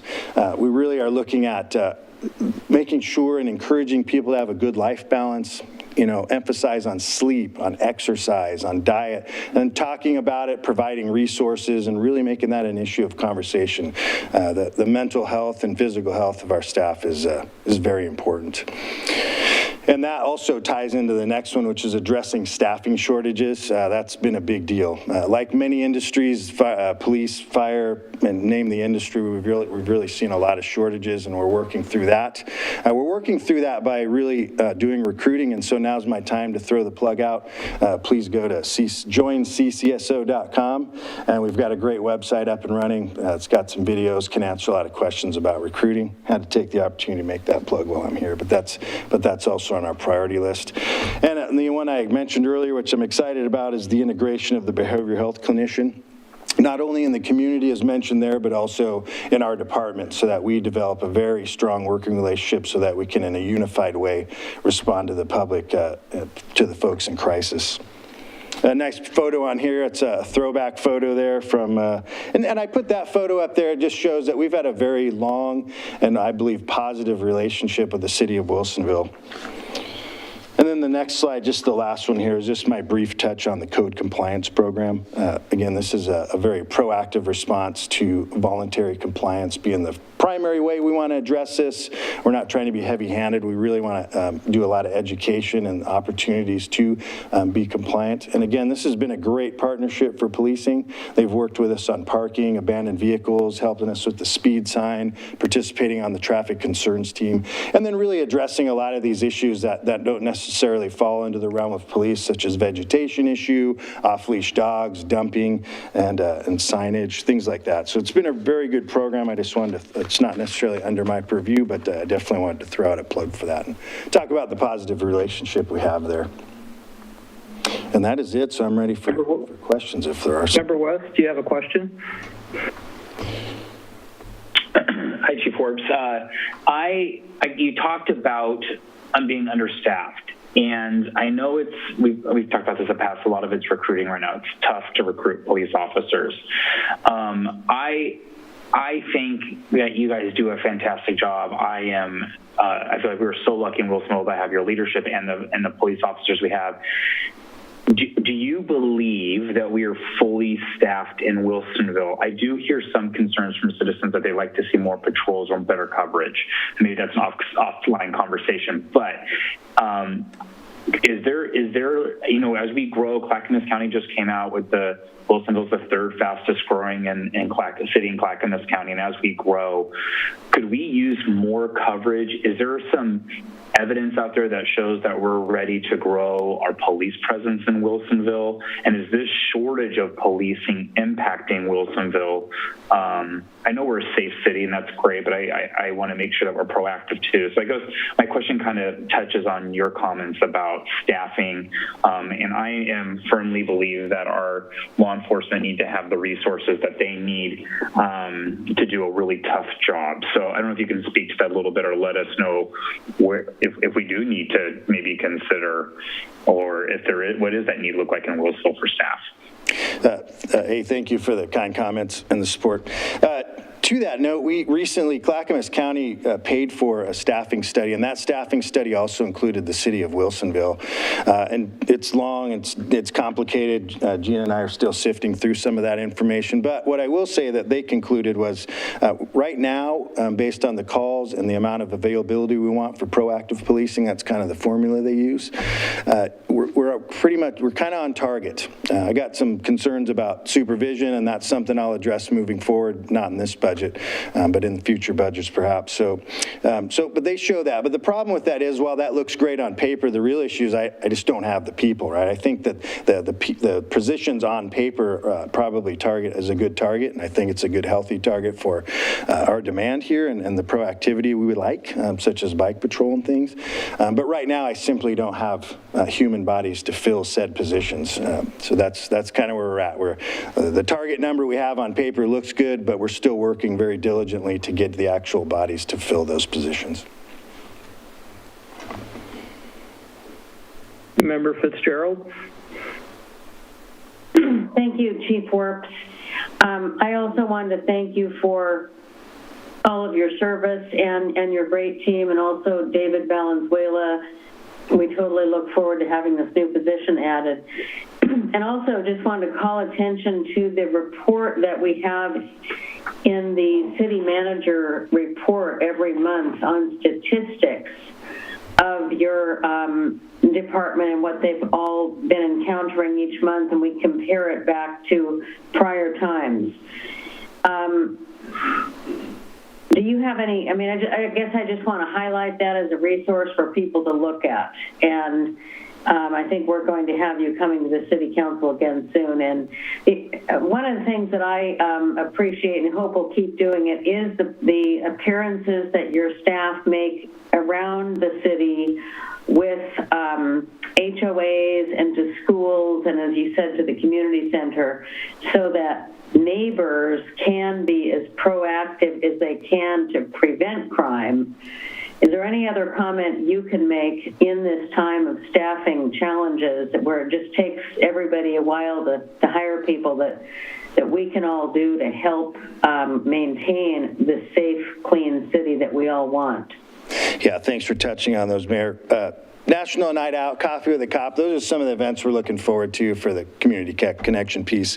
But to your point, yes, I'll be here June 6th to talk a little bit about some new online data tools we have, and that'll be open to the general public to be able to use different filters, to look at the type of issues that we're facing here in the city and what they look like over time, and it's really a neat program, so I'm excited to show that off. But it is available now if you go to the city website and into the policing, you can kind of find it there, and it's rather intuitive to start with, so if folks want to play with that, they can.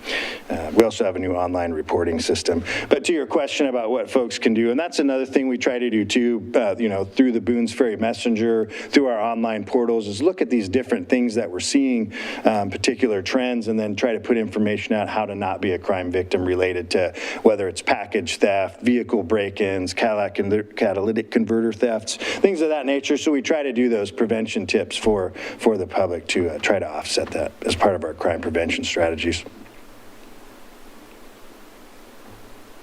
Member Russell? Hello. Some of my questions kind of relate to, I think, Member O'Neill's questions. So if he's going to ask follow-up, I want to let him do that. I believe he had asked questions about kind of the makeup of the department, and it looked like some of those questions weren't answered.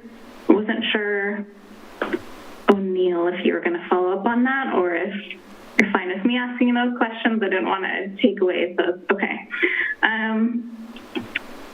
So part of it, so he'd asked a couple questions about like what percentage of the local law enforcement represent like BIPOC community members, and then like in the budget, if there's any items that reflect money going into training for like DEI specific training. I wasn't sure if you have the information on that available to share. I do. I was working with Gene on some of these questions, and I'm sorry they didn't get to you in time prior to this, but I do have those here.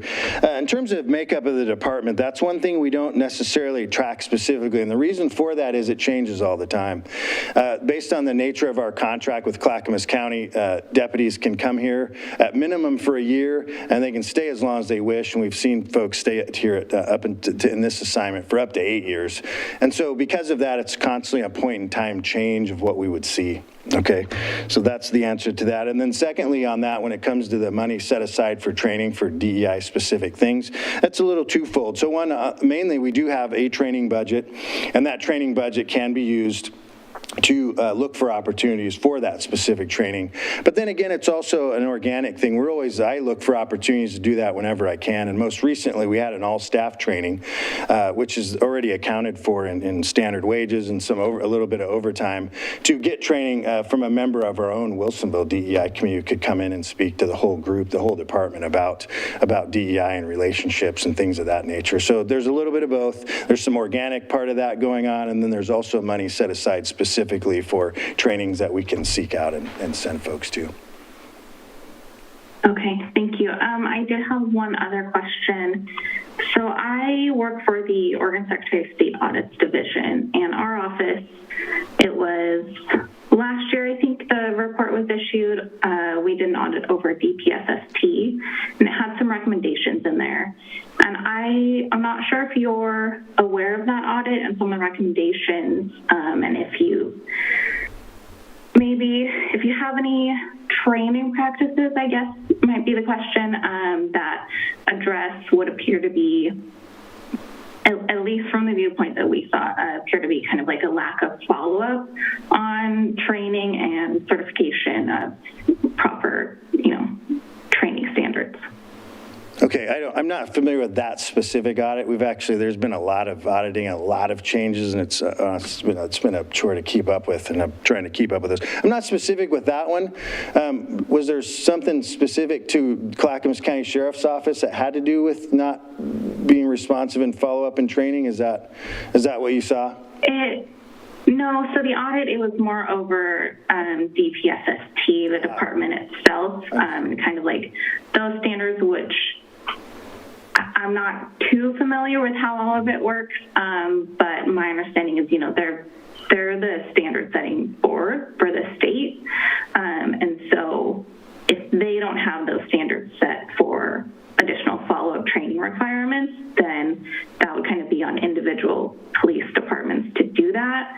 So I'm not sure if there's, I guess, what Wilsonville or Clackamas County's policy is for maintaining and keeping up on certifications and standards trainings. Understood. Okay. So that is the minimum standard, the floor, if you will, right? So each department can take that and raise it. And so Clackamas County, we have monthly trainings that are required for all of us that have to do with use of force, use of reporting, de-escalation, tactics, training of that nature. In fact, this morning I had an ethics training, which was required by everybody in the department, a 3-hour session, which was great. And so these are things that are above and beyond those minimum qualifications that the Sheriff's Office does. So we try to stay ahead of this and be, we really want the best people out there working, and the way that happens is that you must support and train them. And I think the Sheriff's Office is definitely notches above what the minimum standard is. So I think we're doing well and always looking to where we can improve there. Okay, thank you. Member O'Neill? As a follow-up, Chief Werbs, I just want to say I think your department under your leadership is doing a great job. I have been in communication with your predecessor over the years, and I've seen a lot of changes since you came on board. I really appreciate the efforts. Thank you. My comment specifically is meant to, I think it's best to let the community know what your efforts are, because we have community members that have not only of different color, but of different language abilities. And one of the questions I want to focus on is what effort, can you kind of give me an example of when you approach a law enforcement need and you're approaching someone that might have a different language, what language or interpreters do you have available to address that, or cultural understanding to help you when you're out there responding to a call?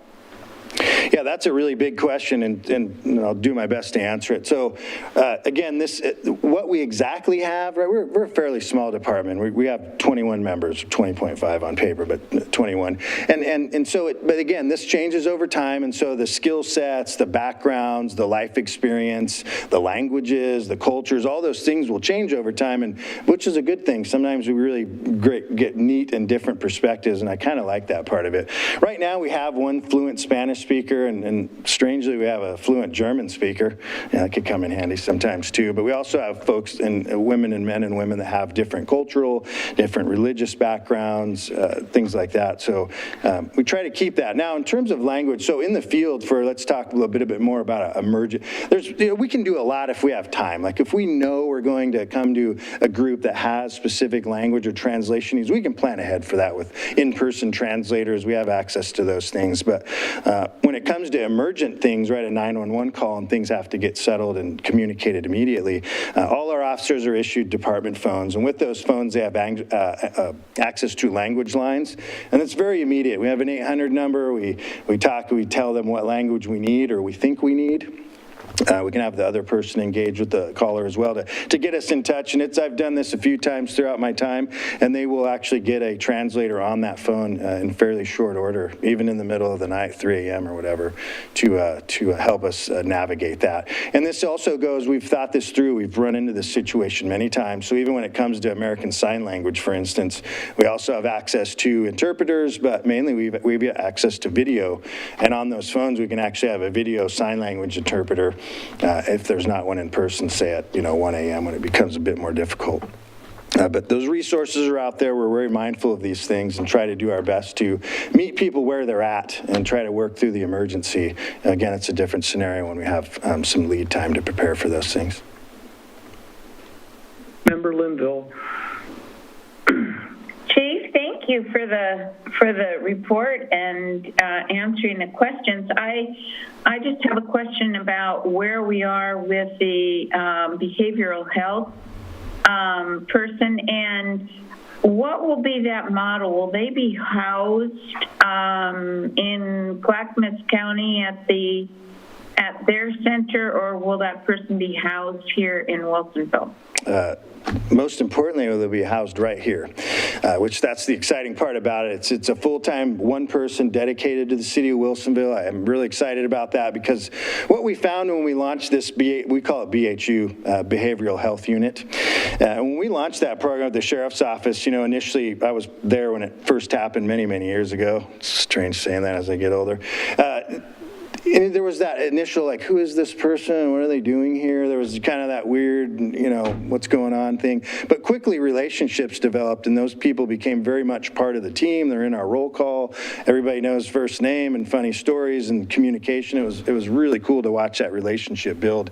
And that's important, that trust and that communication to move forward on these things. And so I'm very excited that there's a dedicated person that will come to Wilsonville to have that same relationship with the officers here, that we can move forward in the best way possible to meet that person where they are as a team. I'm excited about that. And where we are with that, to answer that part of it, in fact, earlier today I was looking on Clackamas County's job postings, and it went live today. So the word's out there. If you know people in that practice, we're looking for master level clinicians, certified. We can actually work with an uncertified person if they've got the educational backgrounds. Please help spread the word there too. Member Fitzgerald. Thank you. I just wanted to circle back to maybe the beginning of the presentation, Chief Werps, when we were talking about staffing and the questions, kind of the comments Councilor West brought up. And I know that it is really hard to hire law enforcement people across the country.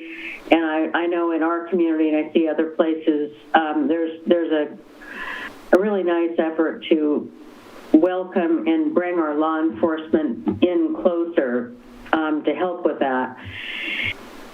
But coming back to our city here, we contract for a certain level of service that we have determined is appropriate for our city based on the call level and response level in our reports that we get every month.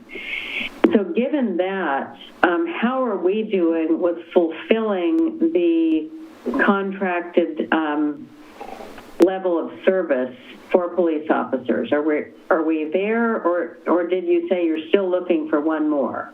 Oh, we're running a little bit short. There's no question about that. In fact, if you look at our budget numbers, you'll see that we have a good portion that we are under budget, which normally is a good thing, but not in this situation. The Sheriff's Office cannot give what they don't have to us, right? So we are just in a shortage, and we've got all gears moving forward, to touch more on what's happening other than just the building a website. We've got cards, we've got QR codes. We've got folks we're drawing on in the department. Our SRO, for example, has a degree in marketing, and so we're kind of asking folks like that to come help us figure out branding and marketing and targeted audiences and trying to understand those things moving.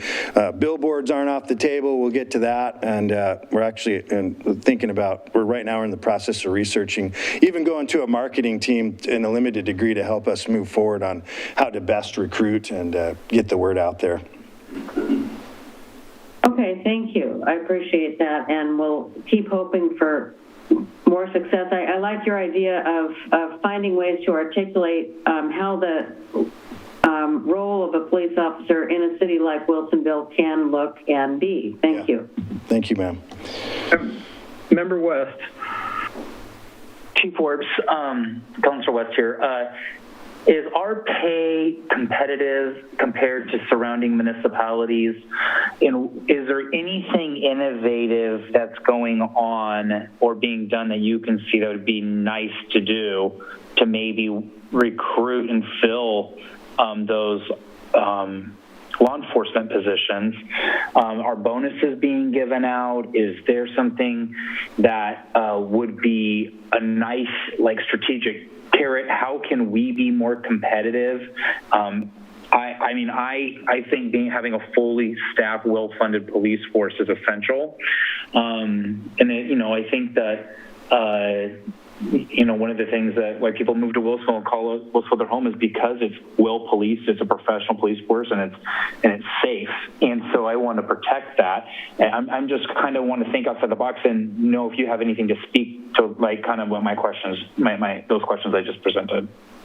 Yeah, some of those are challenging because, we are bound by the Clackamas County governing rules. And for us, the bonuses and paying moving fees, some agencies can do that, some cannot. We're not in that camp that we can do that. So we try to focus, so that's that part of the question. Then there was the question of comparable compensation. I would say we're competitive. There's a different, and it's hard. This part's the challenge we face, because there's one thing about when you look at just sheer numbers of what I walk home with at the end of the day, money-wise. And then there's medical benefits and fringe benefits and retirement benefits, and sometimes it's hard to package that up to paint a clear picture of the entirety of that benefit package. And so that's one of the challenges we're working through to try to give people access to show where we stand comparatively with other competing agencies, because we are competing with other agencies. And to the third part, if I understood correctly, would be, what can we do? I will say that I'm thankful to all of you. I'm thankful to the community of Wilsonville. Everybody's been super supportive through some very tough times these past couple of years, so thank you for that. And with that, I think, creating an environment which exists in Wilsonville that is positive for police is one of those critical steps forward in trying to get people interested in serving the community and getting the word out. And like I say, I've got cards, we've got websites, and I've done plenty of plugging today for not policing jobs and mental health clinicians, and that's just part of what I'm going to do. I'm going to be out there. I was out today with some people, handing them cards, talking to them about the profession. So for me, it's going to be, there's people at the county that are fully engaged. They have a recruiting team. There's full-time recruiters. We've got marketing people on board. We're exploring the marketing part. So there's big things happening. But for me, it's a grassroots effort here. Is going to be my way forward to do my part of the bigger group. Chief Forbes, I have one more quick question. Do we tend to draw a police officer that is well seasoned in their career with experience, or do we tend to draw somebody fresh out of the academy or within the first 2 to 5 years of their career? I'm just kind of wondering the seasoning and the experience of our police officers. One of the things that when I talk about the benefits of the contract, I will say that, if you look at our detective, he's one of the most well-known detectives in the state when it comes to investigating fraud and person identity theft, things of that nature. He's quite the expert, not something someone else has had. And he's done major homicides, right? And our sergeants that we have here currently all have been previously detectives and worked big cases. They know what to do when there's an emergency. And then on the line level, Julie Fanger, our non-sworn staff, who I adore because she's awesome. She's the most seasoned non-sworn staff person we have, and she loves it here, and I'm very thankful for that.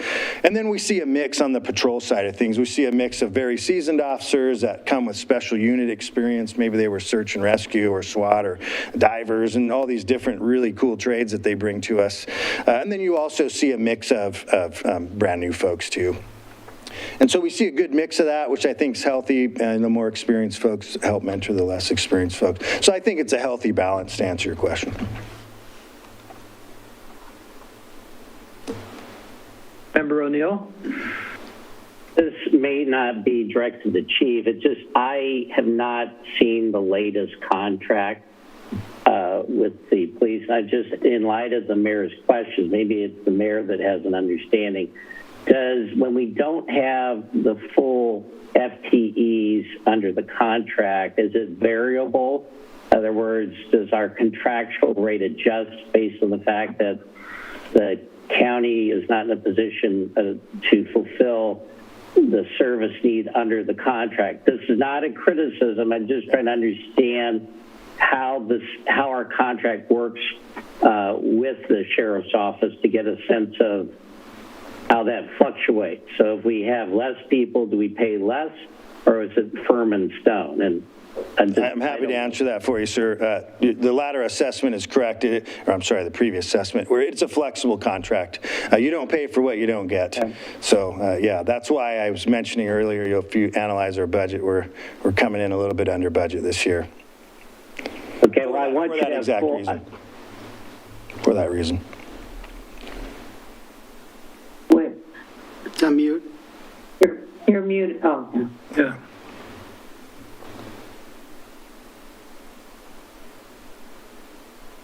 Do you have some additional questions, sir? No, I'm sorry. I must have done what the mayor's really good at. I've muted myself. But if you can hear me now, I really want you fully staffed. I just didn't understand how the contract worked. So thank you for that. Yeah, no, that's an important question.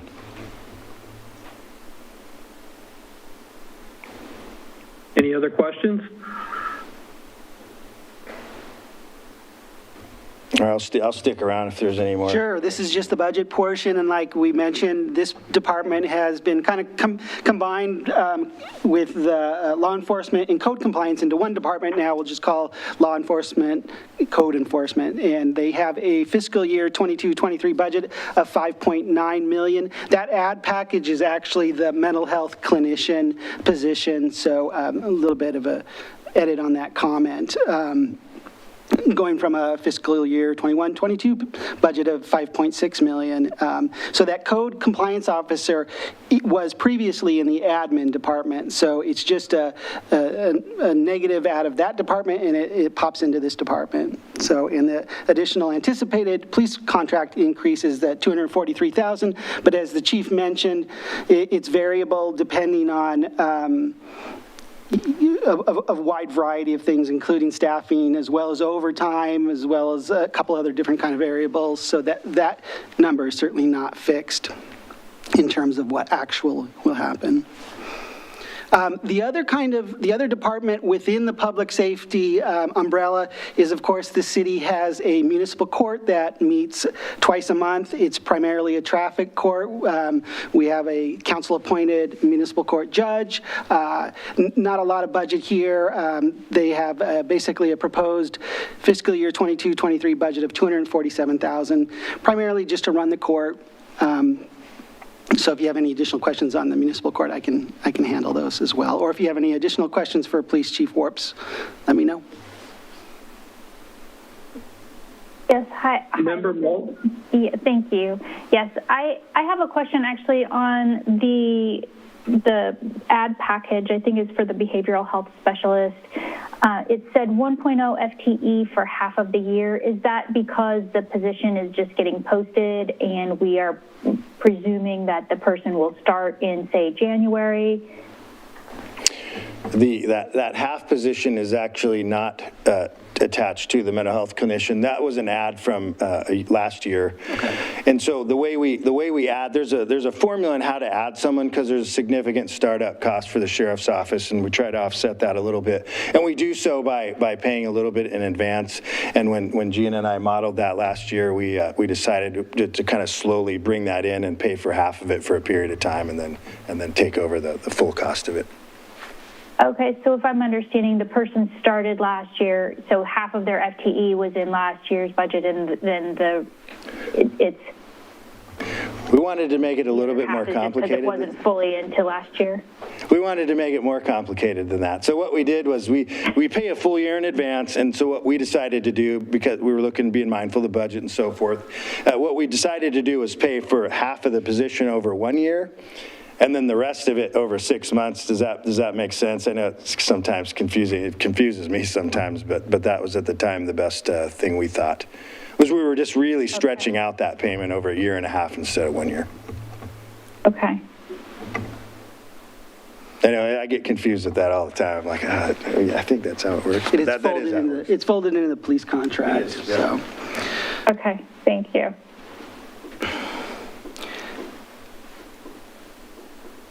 And I think that wraps up all the departments for our presentation tonight, and we'll finally just kind of cap off the staff presentations here with a quick look at the general fund. This is the city's primary fund, and like I mentioned, this is part, or I mentioned yesterday, in the appendix of the budget is the 5-year forecast for all the city's operating funds, which kind of takes a look ahead and just looks at the crystal ball, which is really quite hard to do, as you can imagine. As you go out further and further and further, things get less clear.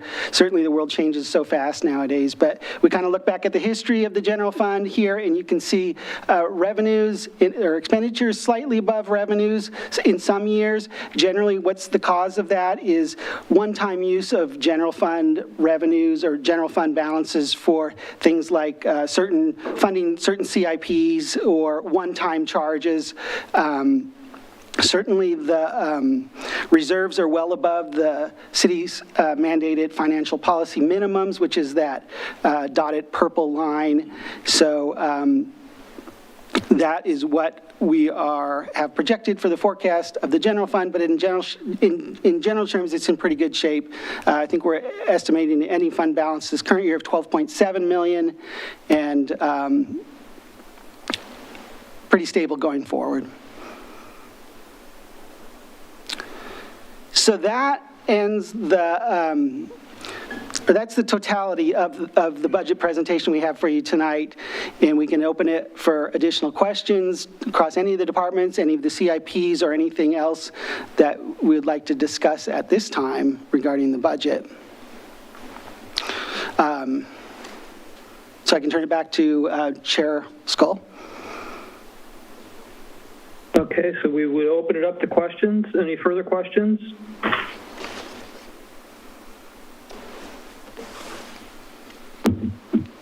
There are no questions. I have a question regarding procedure. Do we open it up for public comment at all?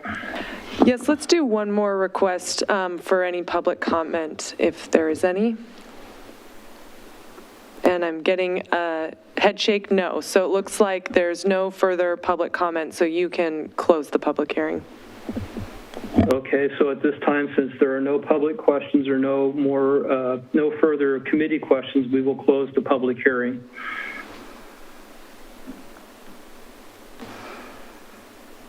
At this time.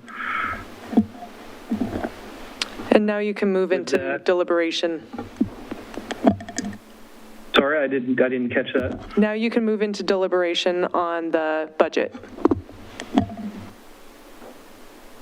Okay.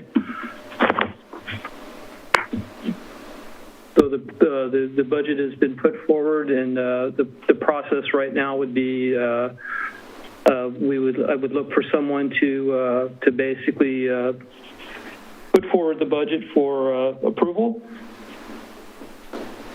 Mr. Member O'Neill, do you have a question? I do. Weren't we going to make an adjustment? I thought something addressed last night the staff was going to do in light of City Council President Arkofall's suggestion. I thought there was going to be some sort of change or modification. I just don't remember, and it hasn't been discussed. I think you're referring to the $30,000 adjustment for the Boones Ferry Messenger printing cost. So there's two ways that you can do it. One way I would say is simpler, and one way that's not. So the simpler way to do it is to go ahead and move to approve the fiscal year 2022-2023 proposed budget as amended with a $30,000 adjustment for the administration program for the Boones Ferry Messenger. And then levying the full amount of the city general tax rate of 2.5206. Is it 30,000 exactly? It's a rough figure based on what they've projected will be the increase needed. But yeah, it's a $30,000 increase, even. Member Skull, may I make a motion? You may. Okay, I move for approval of the fiscal 2022-23 proposed budget in the total amount of $285,059,238 as adjusted for an additional $30,000 to address the printing costs associated with the Boones Ferry Messenger, and levying the full amount of the city general tax rate of 2.5206 or $2.52.06. I tried that. You got it right formally, the 2.5206. 2.5206. Could I get a second?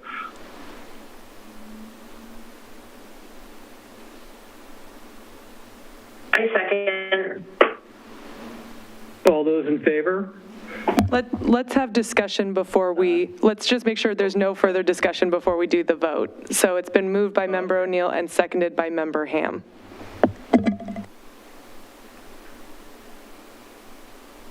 So I have hands up, let's see, for Member Aquawal. Thank you. Yes, I really wanted to make a comment to my fellow budget committee members here as we're discussing this motion. A comment of appreciation for the careful review and the questions over these last two evenings. I really appreciate the effort that's been put into this review and the responses that we have received from staff as well. This is an important job for us all to look if this budget is in alignment with the vision for the city. There's a lot of details, there's a lot of moving parts in our city. And so this isn't necessarily a simple task, but I appreciate the comments and the questions and the honesty and the true curiosity, too, in looking at what we have before us. So thank you for that investment, I guess, in Wilsonville. Thank you. Member Fitzgerald? Oh, thank you, Council President, Member Ockerville said that very well, and I just want to add to that because, you sometimes hear people say, use your budget to help, get to sleep at night. It's 300-page document. How are you going to keep your attention on that? But I think this was, and I think I heard from others here who paid so much attention, and I learned so much from hearing people's questions, which tells us things that people are curious about their city, things that are important to them. That really makes a big difference. And also hearing how the questions were answered. So it was very interesting and a real privilege. So I want to thank all of you and recognize that though this is a gigantic notebook filled with numbers, it is one of the very most important things we do for our city, and think what it would be like if we didn't do this. So I'm really proud of the opportunity to work with all of you to do this. Thank you very much. I do have a list of thank yous too. First of all, I want to thank you for allowing me to be chair through this process. It was new to me, so I've learned a lot. And I also want to thank the council and city staff for putting together a phenomenal budget. It's a very detailed budget. As time goes by, it's a little easier to kind of digest and move through, and really appreciate the staff coming in and making the presentations and providing some background in the to the numbers and everything. And then there's one small item, one minor item that I do also like in the book now that I don't think was there previously, but it's there now, but each section has performance metrics. So it basically just shows a little bit more about what's going on in each division or department and, what they're doing to improve the process. So thanks again to all.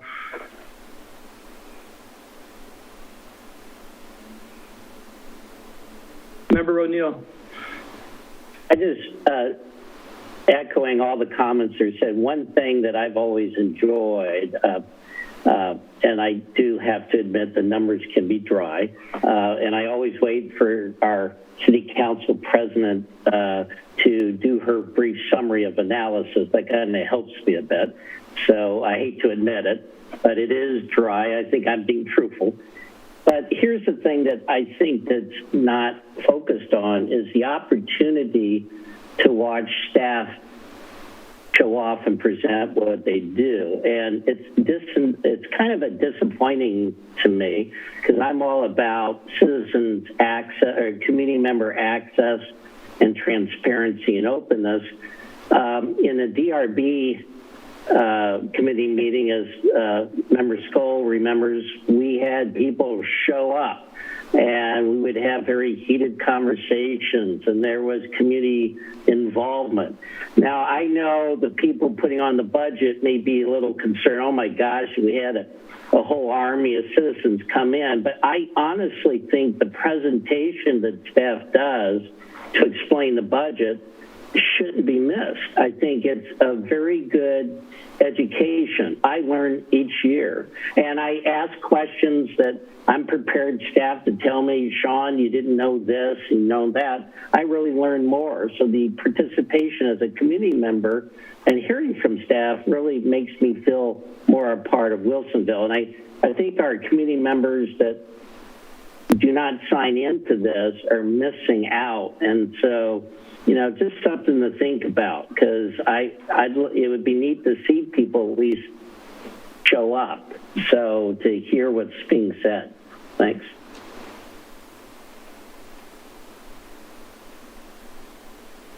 Okay, so before we take a vote here, any further comments or questions?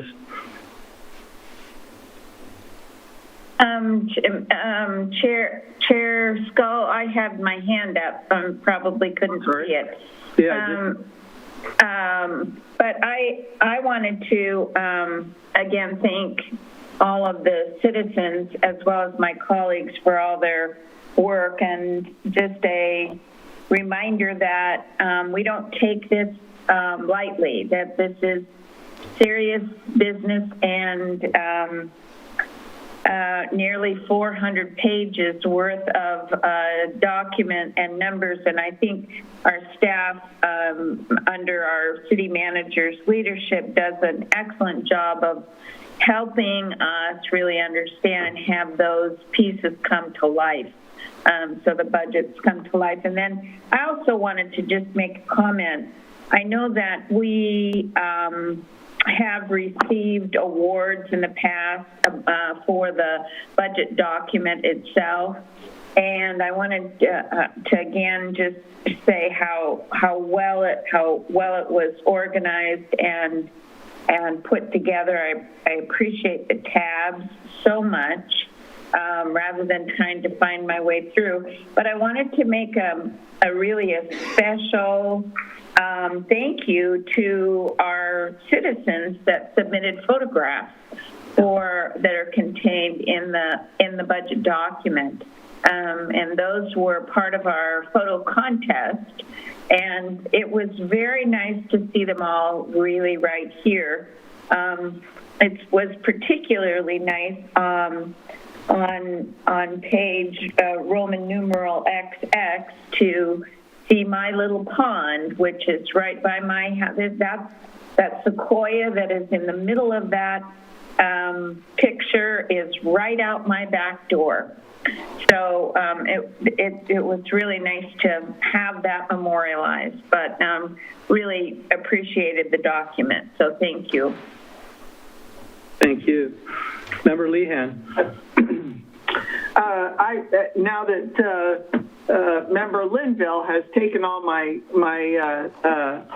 piece away. I know we've drifted away from discussion on the motion, but nonetheless, I was going to also say it was a beautiful budget document. It seems to get better every year, more easy to follow, and I thought likewise that the photographs were absolutely fabulous throughout, and we should take advantage of our citizens' photos more in more of the documents that we do on various subjects, because there's a lot of talent out there, and they're really capturing the community so well. So that was all. She stole my piece.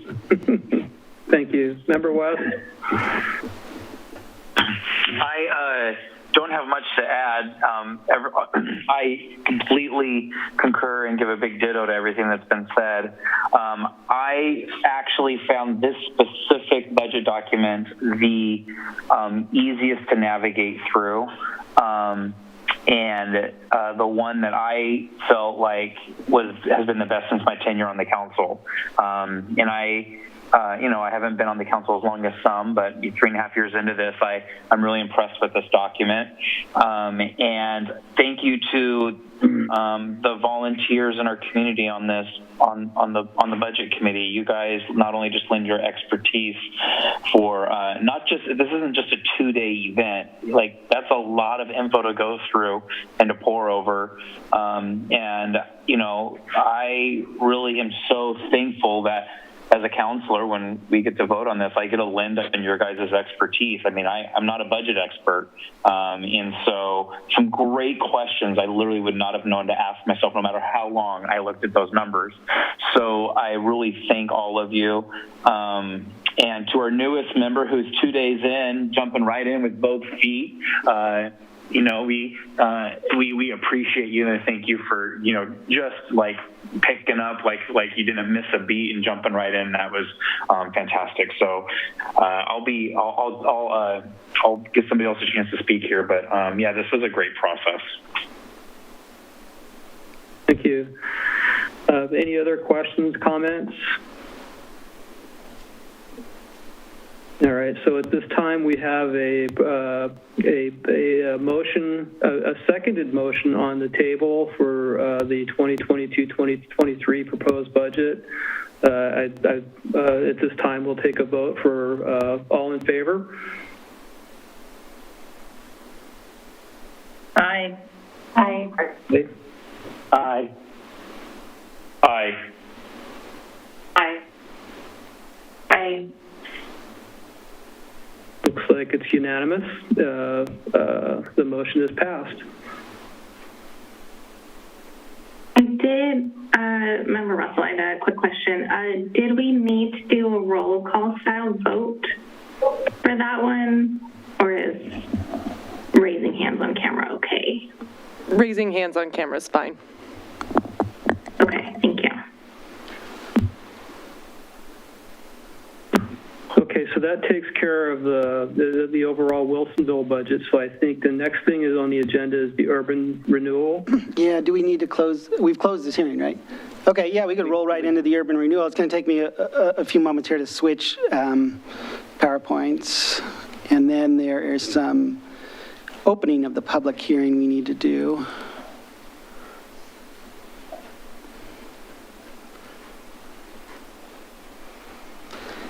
This one won't take certainly as long.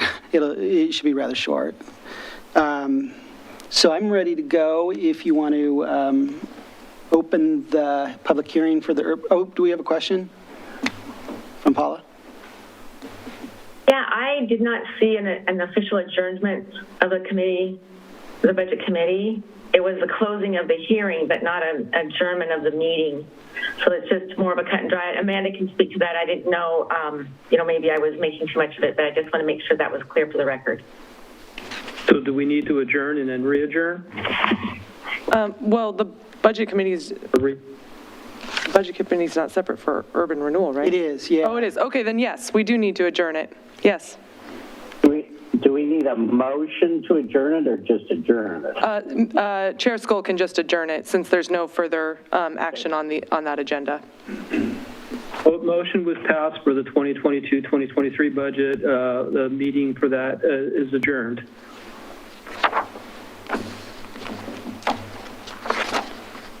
Okay, so now we'll move into the urban renewal portion, or the urban renewal section of the budget. Do I need to go through any of the call to order? Yep, we'll need a roll call after you call it to order as well. Okay, so at this time, we'll call the Budget Committee Urban Renewal proposed budget 2022-2023 proposed budget to order. And then could we go ahead and have a roll call for that? Chair Skull. Present. Member Fitzgerald. Present. Member Ackervall. Here. Mayor Lehan. Here. Member Lehan, excuse me. Member Linville. Here. Member West. Here. Member Moulton. Here. Neal. Here. Member Ham. Here. And Member Russell. Here. Thank you. Okay, so do I need to go through the public comment section or read the public comment section? We need to do the approval of the minutes of the May 2021 Urban Renewal Budget Committee meeting first. Okay. So could I, let's see, at this time, could I get a motion to approve the minutes for the 2021 Urban Renewal Budget meeting minutes?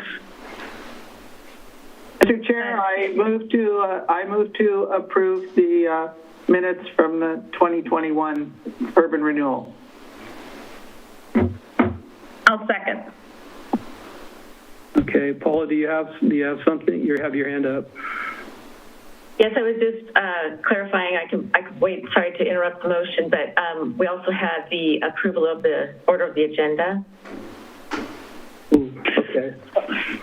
Chair, this is Member West. I move to also approve the, or do I have to wait to do that? Let's do the minutes first since it's a pending motion. Thank you, Paula. Let's do the minutes first since it's the pending motion, and then we'll do the order of agenda. Okay, so we have a motion, to approve the minutes for the previous urban renewal minutes.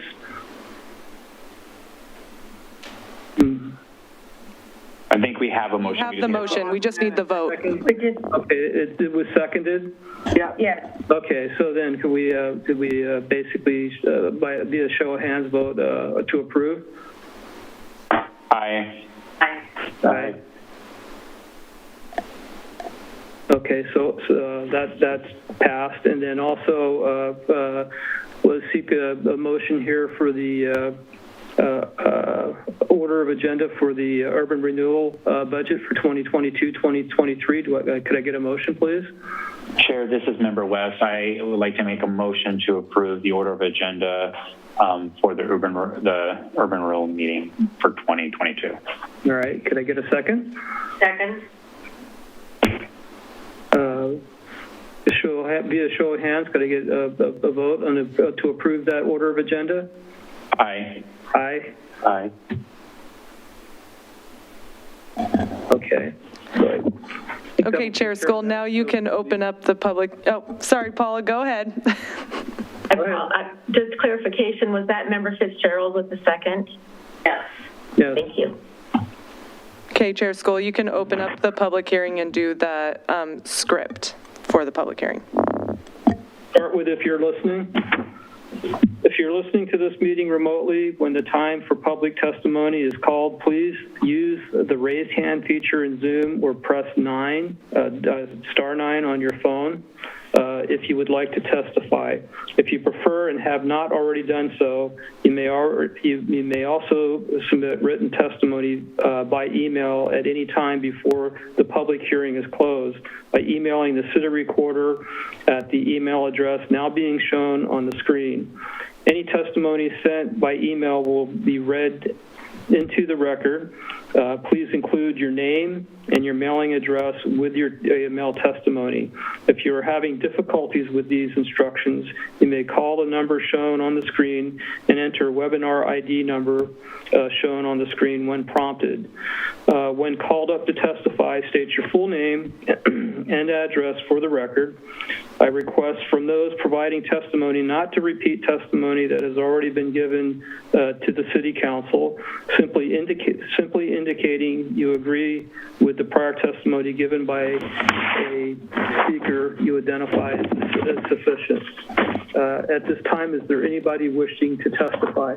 Chair Skoll, I don't think I heard that you actually officially opened the public hearing, so can you just say the public hearing is now open? Public hearing is now open. Is there anyone to testify? There's nobody that's requested to testify. Okay, there's nobody at this time to testify. We can move forward with staff presentations.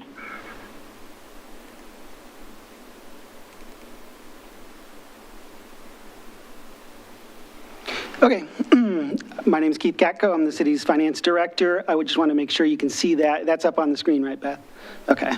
So this is the presentation for the proposed budget for the Urban Renewal Agency. Of course, there's one agency, and the agency has 3 plans. We have the Year 2000 plan, the West Side plan, and the Coffee Creek plan. Year 2000 plan, of course, is the oldest, and that's the one that we are dialing back on the increment next budget year and should be able to then close the complete increment collection the year after, as well as potentially the West Side plan in that second year out as well. In order to close the plan, of course, you have to reach the maximum indebtedness, pay off the debt, and complete the projects, or we can technically leave the plan open because until we complete those projects, but we can close the tax increment down or stop taking the tax increment and disperse that back to the other taxing jurisdictions in the area, which we plan to do again for that Year 2000 district. We plan to reduce the increment for next year and then fully close it in the next year. So just to go through these one by one, the maximum indebtedness for the Year 2000 plan was originally set at $107 million. Debt issued to date as of July 1st of 2022, which will be the end of the fiscal year, be $103 million.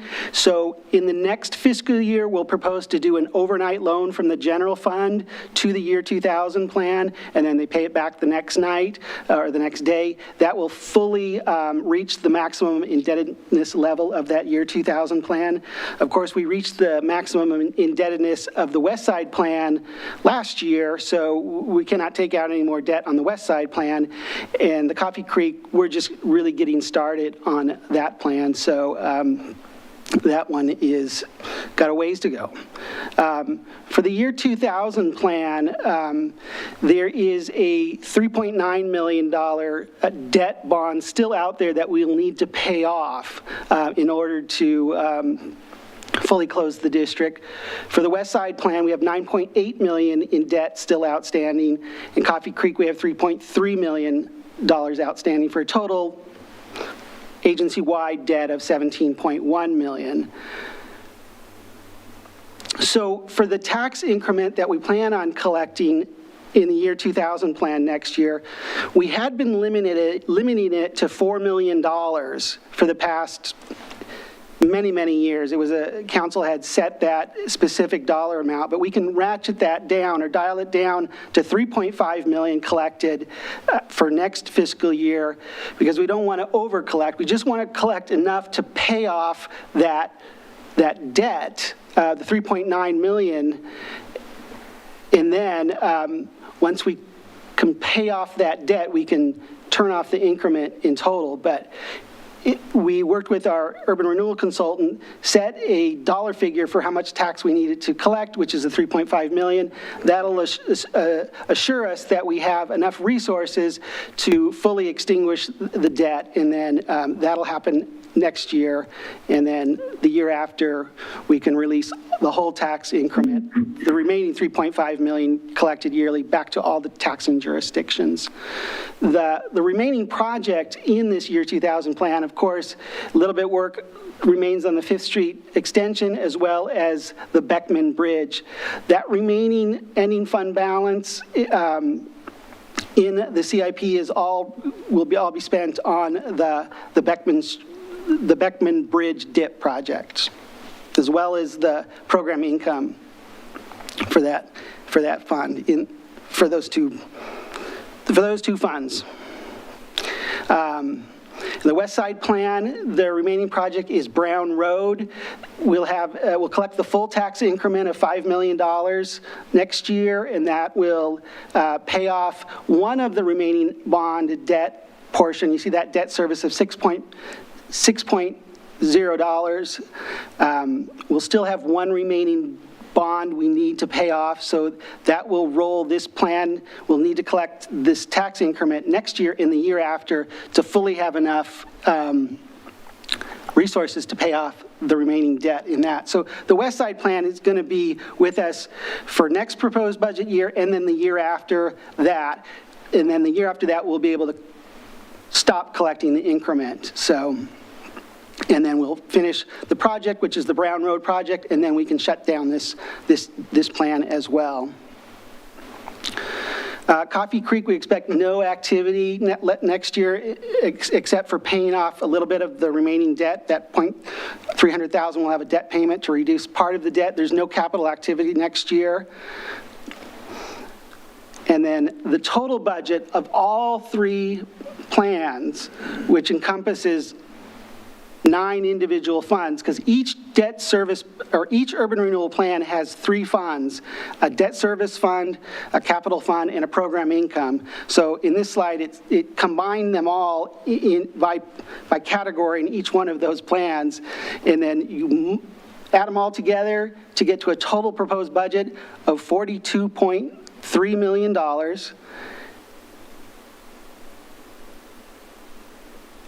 And that gives us the total budget that we need approved for the urban renewal district. So that was kind of a little clumsy, but hopefully you kind of got the point where we're going to be dialing back the increment for the year 2000 plan next year, and then the year after we can completely shut the increment down for the year 2000 plan, and then next year we need the full increment for the West Side plan, but the year after we should be able to turn off the increment collected from the West Side as well, meaning the $5 million from the West Side can all be distributed back to the taxing districts, and the $3.5 million the year after next can be distributed back to the area taxing jurisdictions at that point too. And then Coffee Creek will be with us for a while.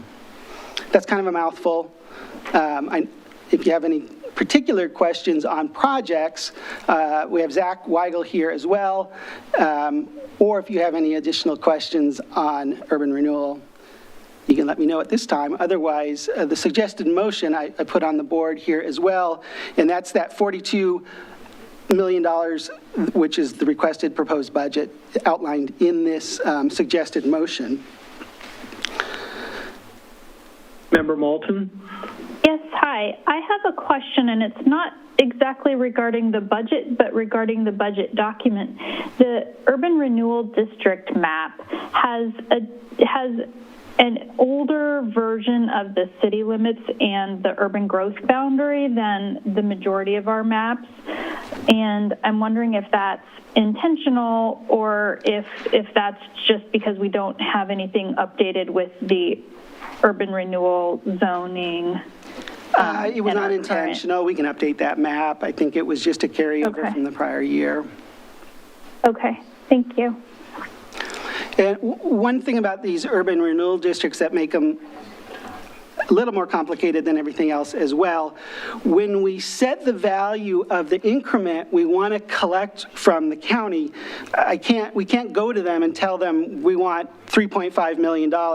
We have to give them the assessed value of how much we want to collect. So that's why this motion is so large. For instance, for the West Side Plan District, if we tell the county we want the tax increment on that $401,210 amount, that generates enough increment for the $5 million that the west side gets. It's a kind of a roundabout way to get it, but we can't tell the county the exact dollar. We have to tell them the assessed value that we want for the increment. Member Russell? Hi, so I have a couple questions. The first one, how do you determine that increment assessed value? We had with the urban renewal, there's a frozen base when we set up these districts many years ago. Go back to this slide. I think it's the very first slide.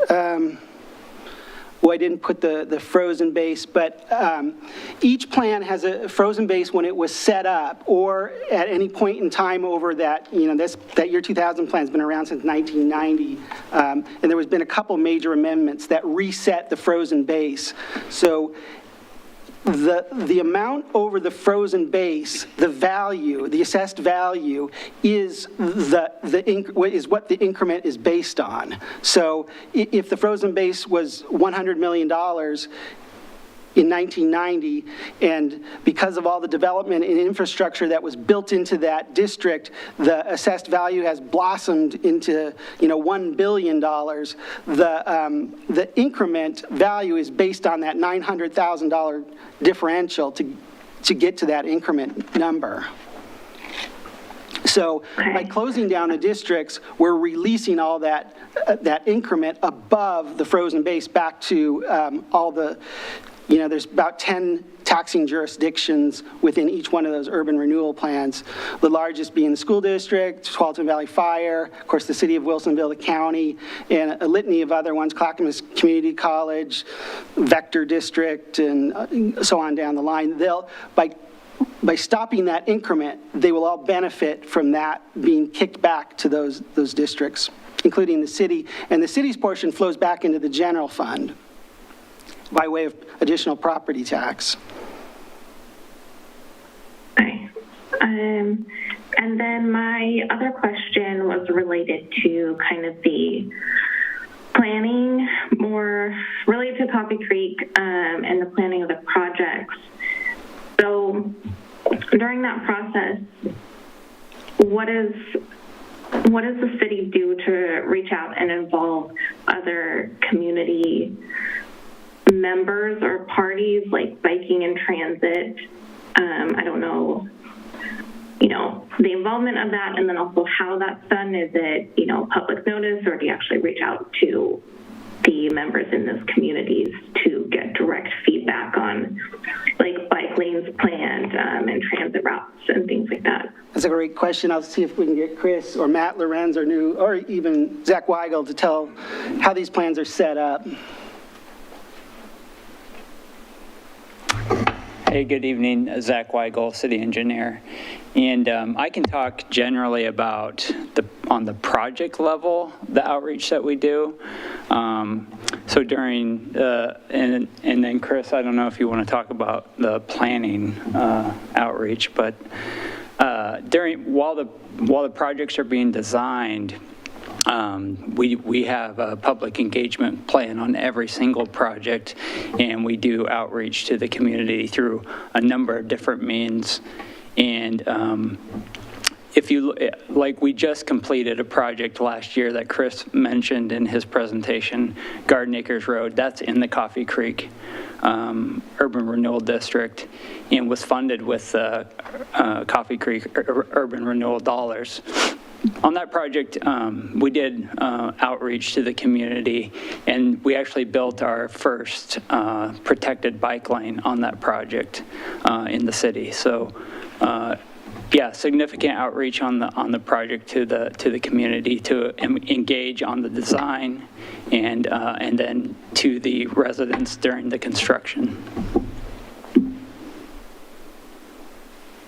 So, I guess kind of a clarifying question. I know, it's a larger scale, but I know that ODOT, they have specific policies where during their design processes, they have to reach out to, I don't remember the names of them, but there are certain, like biking groups and transit groups that understand kind of best practices and designs for those types of things, and so they have to include them in those discussions. Do you do any of that outreach other than just like general in the area community outreach? Yes, we do outreach. There isn't as big of a presence in this area of the metro area as there would be like in Portland. We do that outreach. We don't get as much engagement, I would say. And is that outreach, like do you reach out to those groups specifically, or do you like post a notice that you're looking for input, or how does that work? Yes. Can I interject here real quick? We do extensive outreach on transit planning. I think you heard last night that we're updating our transit master plan. So we have a steering committee that guides that process. But more specifically, when it comes to Coffee Creek, when we get industrial developers in, we meet with them and we actually explain how our services work. If they have specialized needs, we work with them. We have a guarantee to get anybody from the west transfer station to any employer in Wilsonville in 10 minutes or under. So there's a lot of discussion on the employer side that we've done specialized services for those employers that need those. And so there's a lot of discussions outside of the urban renewal stuff that we're talking about tonight. It's more specific to individual developments that come into Wilsonville and specialized populations, and we try to handle that through the master planning process. Thanks, Brian. Okay. So urban renewal is really just a tool to put infrastructure in to make way for private development. So it's public dollars going into like roads and sewers and water and stormwater things. That attracts private development into the community. And when we get that private development, we meet with them individually to talk about what their individual needs are related to transit. Okay. I mean, those communities themselves wouldn't necessarily know best practices for like building bike lanes and things. So even if but different needs. Our transportation master plan covers all of our bike ped stuff. So that is also, that involves a very extensive community outreach process as well. So when we're doing our update to our transportation master plan, we include all of the multimodal stuff that's required by all cities through Metro and the state. Okay, and then that information is used during... Yes, that informs all of our infrastructure planning that we do. So we have a requirement to do that, and we go above and beyond in terms of outreach on that. Okay, thank you. Member Moulton? Thank you. And this is really just a quick comment about the budget document on page 276. I think it's missing the column headers. You're right, yeah. Thank you, caught that one. Thank you. Member Fitzgerald? Thank you. Great question from Member Russell, and maybe Mr. Cosgrove, you could add to another part of that outreach related to the consulting work that we're doing right now to really step up our level of outreach and involvement from different communities. Well, we have a lot of different initiatives going on, Mayor. We have our DEI committee that's fully engaged in whenever we're updating master plans, that they're now screening all those master plans to make sure that we're reaching out to those populations that have historically been underrepresented in terms of outreach and inclusion. But beyond that, all of our master plans, we have multiple public workshops. We try to engage people where they're at. So it just depends on the master plan involved, but there's a lot of different tools that the city uses. We have Let's Talk Wilsonville. We try to engage folks through the Bloomsbury Messenger. So there's a lot of different tools that we use. We don't rely on just one. So it depends on what the issue is, but there's a lot of extra effort that goes into making sure that we reach out to those folks that historically have not been represented.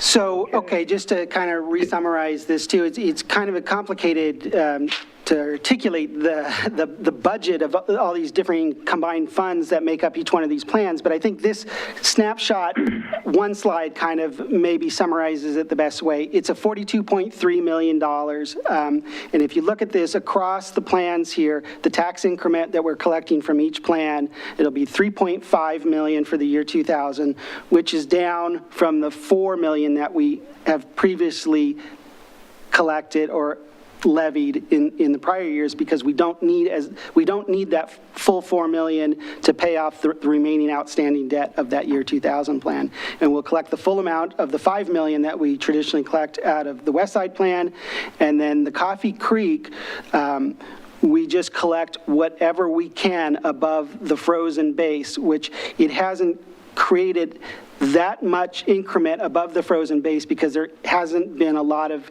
infrastructure built out there yet. Once the infrastructure starts to be built and it attracts the industry, that increment will surely grow, and it'll allow us to build more infrastructure with the use of that increment.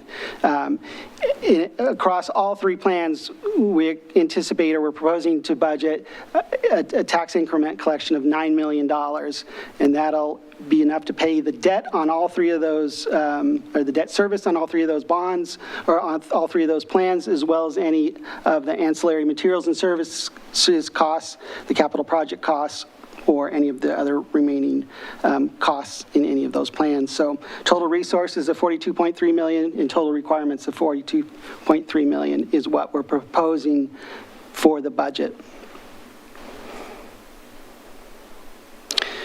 And that other questions? Is the urban renewal presentation, along with a proposed suggested motion, which is another mouthful that unfortunately we'll have to read when we do the motion. So if there are no further questions, I would ask that we seek a motion to approve the 2022-2023 urban renewal budget. Chair Skoll, before we get to a motion, can we close the public hearing? Sure. If there are no further questions at this time, we will close the public hearing. With the public hearing closed at this time, I would like to seek a motion to approve the FY 2022-2023 urban renewal budget.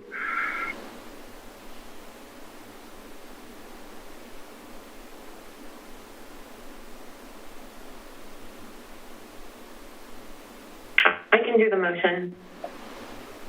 I move for approval of the 2022-23 proposed budget for the Urban Renewal Agency in the amount of $42,268,218, and set the increment assessed value in the West Side Plan District to approximately $401,210,000, which will generate an estimated levy of $5 million, and set the increment assessed value in the year 2000 plan to approximately $283,061,867, which will generate an estimated levy of $3,482,880, and levy the full amount of the quote divide the taxes unquote amount for the Coffee Creek district.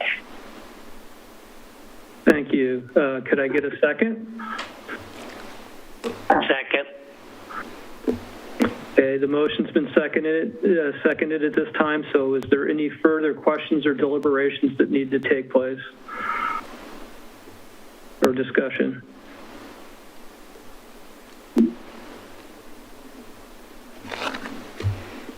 No comments, no hands raised, so with that said, seek to get a vote here for approval.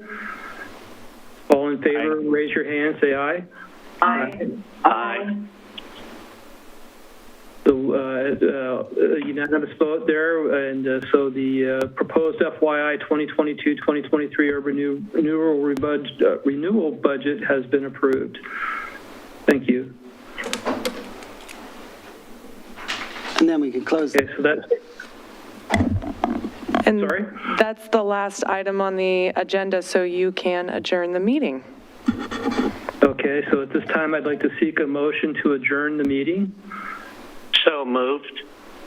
Second? I'll second that motion. Member Linville.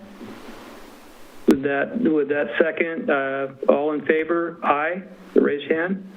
Aye. Aye. The meeting is now, the 2022-2023 budget, urban renewal budget meeting is now adjourned. Thank you.